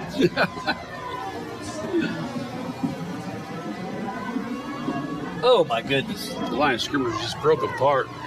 Yeah, they ran. Oh, there's a penalty flag. It's going to be a hold. Because Dalen Thomas ran for 10 yards on that. Ran tough. And I don't even think he needed to do the hold there because he was already past him. He Leave was. him alone. You know, Josiah Hope just absolutely drilled the guard and almost threw him back into the ball carrier. That's got to be a hold. Anytime you run outside, someone had to have been trying to set the edge and hold. Yeah, that's in fact what it is. So they go backwards again. Man, this has been a roller coaster ride for both these teams. Spot foul. Well, but let's see where the spot is. I think it's going to be 1st and 18. I think they're calling it on something that was slightly down the field. Maybe 1st and 19, somewhere in there. Yeah, they're going to mark it. It'll be 1st and 19 from the 39. 5:11 to go here, and yikes. Another mistake there. 12th penalty on Barron County tonight. North Hardin only 8.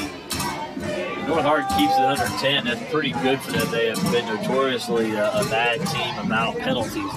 Back under center in the wing tee. Horrible idea. They're going to go to the scissors. Dalen Thomas, good run. Gets there. Almost gets back to the original line. 7 yards, would you say? They ran the scissors look. Good call, actually. I'm yelling at Coach over there. It's the one play that had some success on out of that look. Well, scissors is great because it makes it look like the ball's going one way and you're really going the other way. Get the flow. And when you have a team that can cause penetration real fast, sometimes you can get to over pursue on what's not there, and it opens up something that they weren't expecting to happen. Against the wing tee, the opposite outside linebacker's got to read the opposite wing, and when he sees him coming, he should be stepping into that hole. 4:08 to go here. 14-6. North Hardin in front. Barron County driving, looking deep this time. Spillman's going to scramble. Not much there. He gets about 3. It's going to bring up 3rd and 9. He picked up 3 yards on the run. He got just inside the marker. Wow. They got 2 downs now to pick up 9 yards. They need to get to the 20. 3rd and 9 from the 29. They got to go into the bag of tricks here. I like the earlier in the game they ran the wheel route to the running back, and it was wide open. Don't know if he'll go back to that bag of tricks. It doesn't look like it right here. They got a trips formation. Little. Oh, he's got space. Spillman should have run that. Oh, he hit his receiver in the hands. Wow. He should have just kept it. He should have run it. He had a first down. He had all kinds of space in front of him there. Spillman looking down the field for number 9. Almost had him, though. Oh, he hit him in the hands. It was the second time he's had a guy with the ball in his hands and he drops it. opportunity to score it. It was in the end zone, but boy, you had the first down right in front of you there. Spillman could have easily picked that up. Timeout. They got even more than their first down. Great opportunity goes by the boards there. Spillman should have probably run that football. He's going to kick himself when he sees the game film on that. Yeah. E-Town Exterminating is a locally owned, family-run pest control company. Has been serving Hardin, Meade, Grayson, and Nelson counties and the surrounding areas of Kentucky since 1976. Whatever your pest control issues are, termites, spiders, crickets, general pests, even moles, their team has the knowledge, skill, and training to safely and effectively eliminate the problem. Call 270-737-6900 or go online at bugabug.com. West Point Bank, hometown banking made simple, has 5 offices located in Elizabethtown, Radcliffe, Upton, Glendale, West Point. Or find us online at westpointbank.com. West Point Bank, working better together. I think part of that, though, is the route you've called. You've called a play, and you're going to tempt that kid to go for that touchdown when you got a guy running down the sideline like that. You're looking to get 10 yards. It wasn't a bad throw. I mean, no, it was hit the on the money. hands. It was a tough catch because he was kind of turning as he's running vertically, and he had a defender in his hip pocket. But a good throw and a good attempt. I'd almost been tempted before that down to call a timeout on that third. Yeah. Just to settle down and let them know, hey, look, this is what we're looking at. If that's not there, and you got the pick up 5 or 6 yards. He would have got the first down, but run a route where you can pick up 5 or 6 and leave yourself a fourth and manageable. For this offense is not a good down and distance. This is a very low percentage situation for Barron County. Now North Hardin's just got to play solid, sound defense. 3:49 to go. Last gasp for Barron County. Motion and trips. They got one-on-one out here with number 1. He's looking trips side. Oh, he's open. Got it. Is it caught? First down, number 2, Jackson Bird on the comeback route on the sideline. Oh, it was a catch. North Hardin faithful hate it. They thought it hit the ground first, but it was in there. Good comeback route by the outside receiver, Bird. Yeah, the corner dropped back fast and just come back up and caught the ball. He got 10 yards on the throw. That's his 4th catch of the ball game. Jackson Bird, their leading receiver. 1st and 10 from just inside the 20, right at about the 19. 3:26 to go. Wow, what a big 4th and 9 pickup. Quarterback keep again. He squirts out for about 8 yards on that one. Wow. Just a little shimmy and slide to get a couple more yards. What he did. He kind of turned sideways. It reminded me of almost like a point guard cutting through the defense on basketball. He just kind of did a little shimmy. I wonder if he plays basketball too, because that's what it looked like. It wouldn't surprise me. A little side step and slide. So after the 8-yard gain, it's a long 2 yards here, 2nd and 2. Wow, this gives you a lot of options. 2:47 and counting. Yeah, if you're Barron County, I think I'd go back to the scissor play right now. Gonna stay in the shotgun. Still in that cover 3 look. North Hardin always 4-4 cover 3. Quarterback counter. He's gonna get the first. Picks up 4. Gets to about the 8-yard line. Spillman having an amazing second half. If I added all these numbers up, he's carried the ball about 15 times here, and it's got to be for 60 or 70 yards. It's been quite a second half. First now, last time down here, North held them. Well, here we are again, 1st and goal. See what Coach tells us this time. Yeah. Same situation, basically. Don't do a false start to start off with. Number 1. 4 shots for Barron County here. And then they have to, as you said, it may come back to haunt them, go for 2. Good guys wear black tonight. See if the Trojans can make a play defensively. They need somebody up front, maybe Josiah Hope, to put pressure on the quarterback, get in Spillman's face and make him uncomfortable. He's going to run it to the right. Quarterback sweep, nothing there, and dive forward. Nothing. Ooh, Trojan player down, it looks like, number 33. Now you got pop back up. Back up. He's kind of limping a little bit. Good defensive stop there. 2nd and goal from the 9. So they went with a play they haven't run, which is just a quarterback sweep. I don't know if I love it there. It's easy to say after they didn't gain any yards. They gained 1. 2nd and goal. Clock is going. This is it, folks.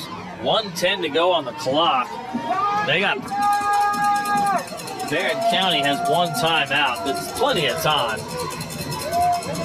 The back Harris is going to switch sides. Fake there, play action. Look, oh my goodness, terrible throw. Oh, he had Tate Spillman has played so well, Tony.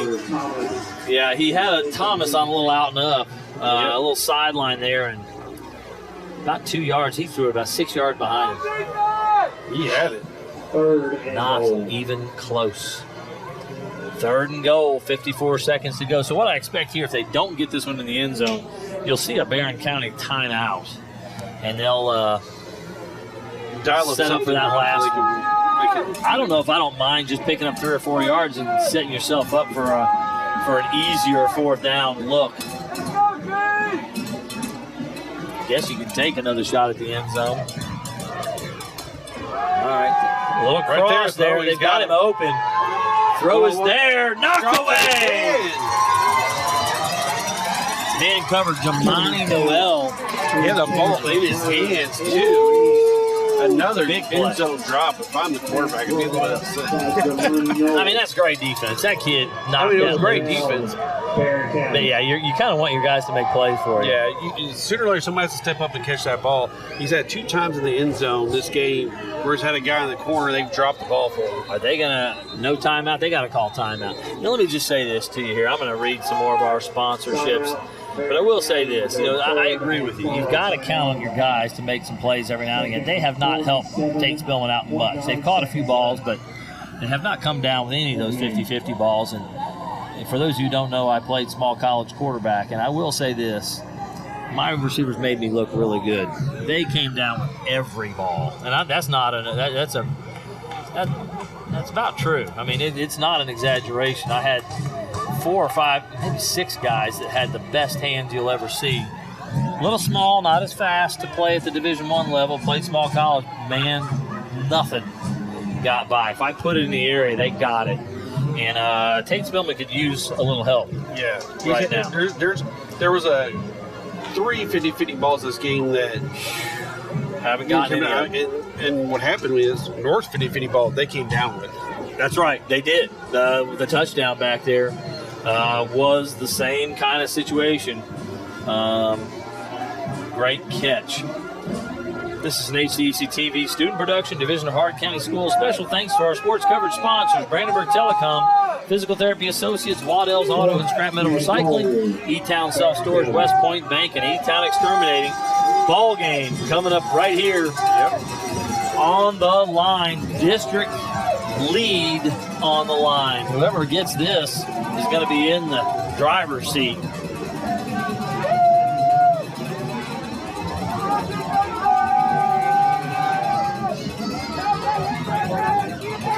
Play action, crossing route, Spillman on the run. He's still loose. Right at the line, throw.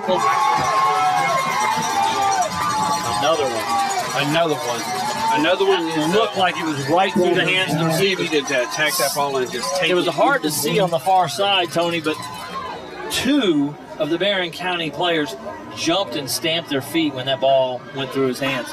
Opportunity to catch that one and keep this undefeated season going, and it goes by the wayside. So listen, I give all the credit in the world to Tate Spillman. Yeah, he made one bad throw in that series right there, but he just kept his team in this. I mean, between him running the ball himself to pick up the yardage, I mean, he became the run game. And he had some really good passes that were completed, but he had that's number 4. The 4th opportunity in the end zone. In the end zone, 50-50 ball. There was that one wasn't a 50-50. One of them should have caught the ball. It was just him. The defender was about a yard or 2 off of him. And victory formation. They take the snap. Trojans 14. Trojans 6. Wait a minute.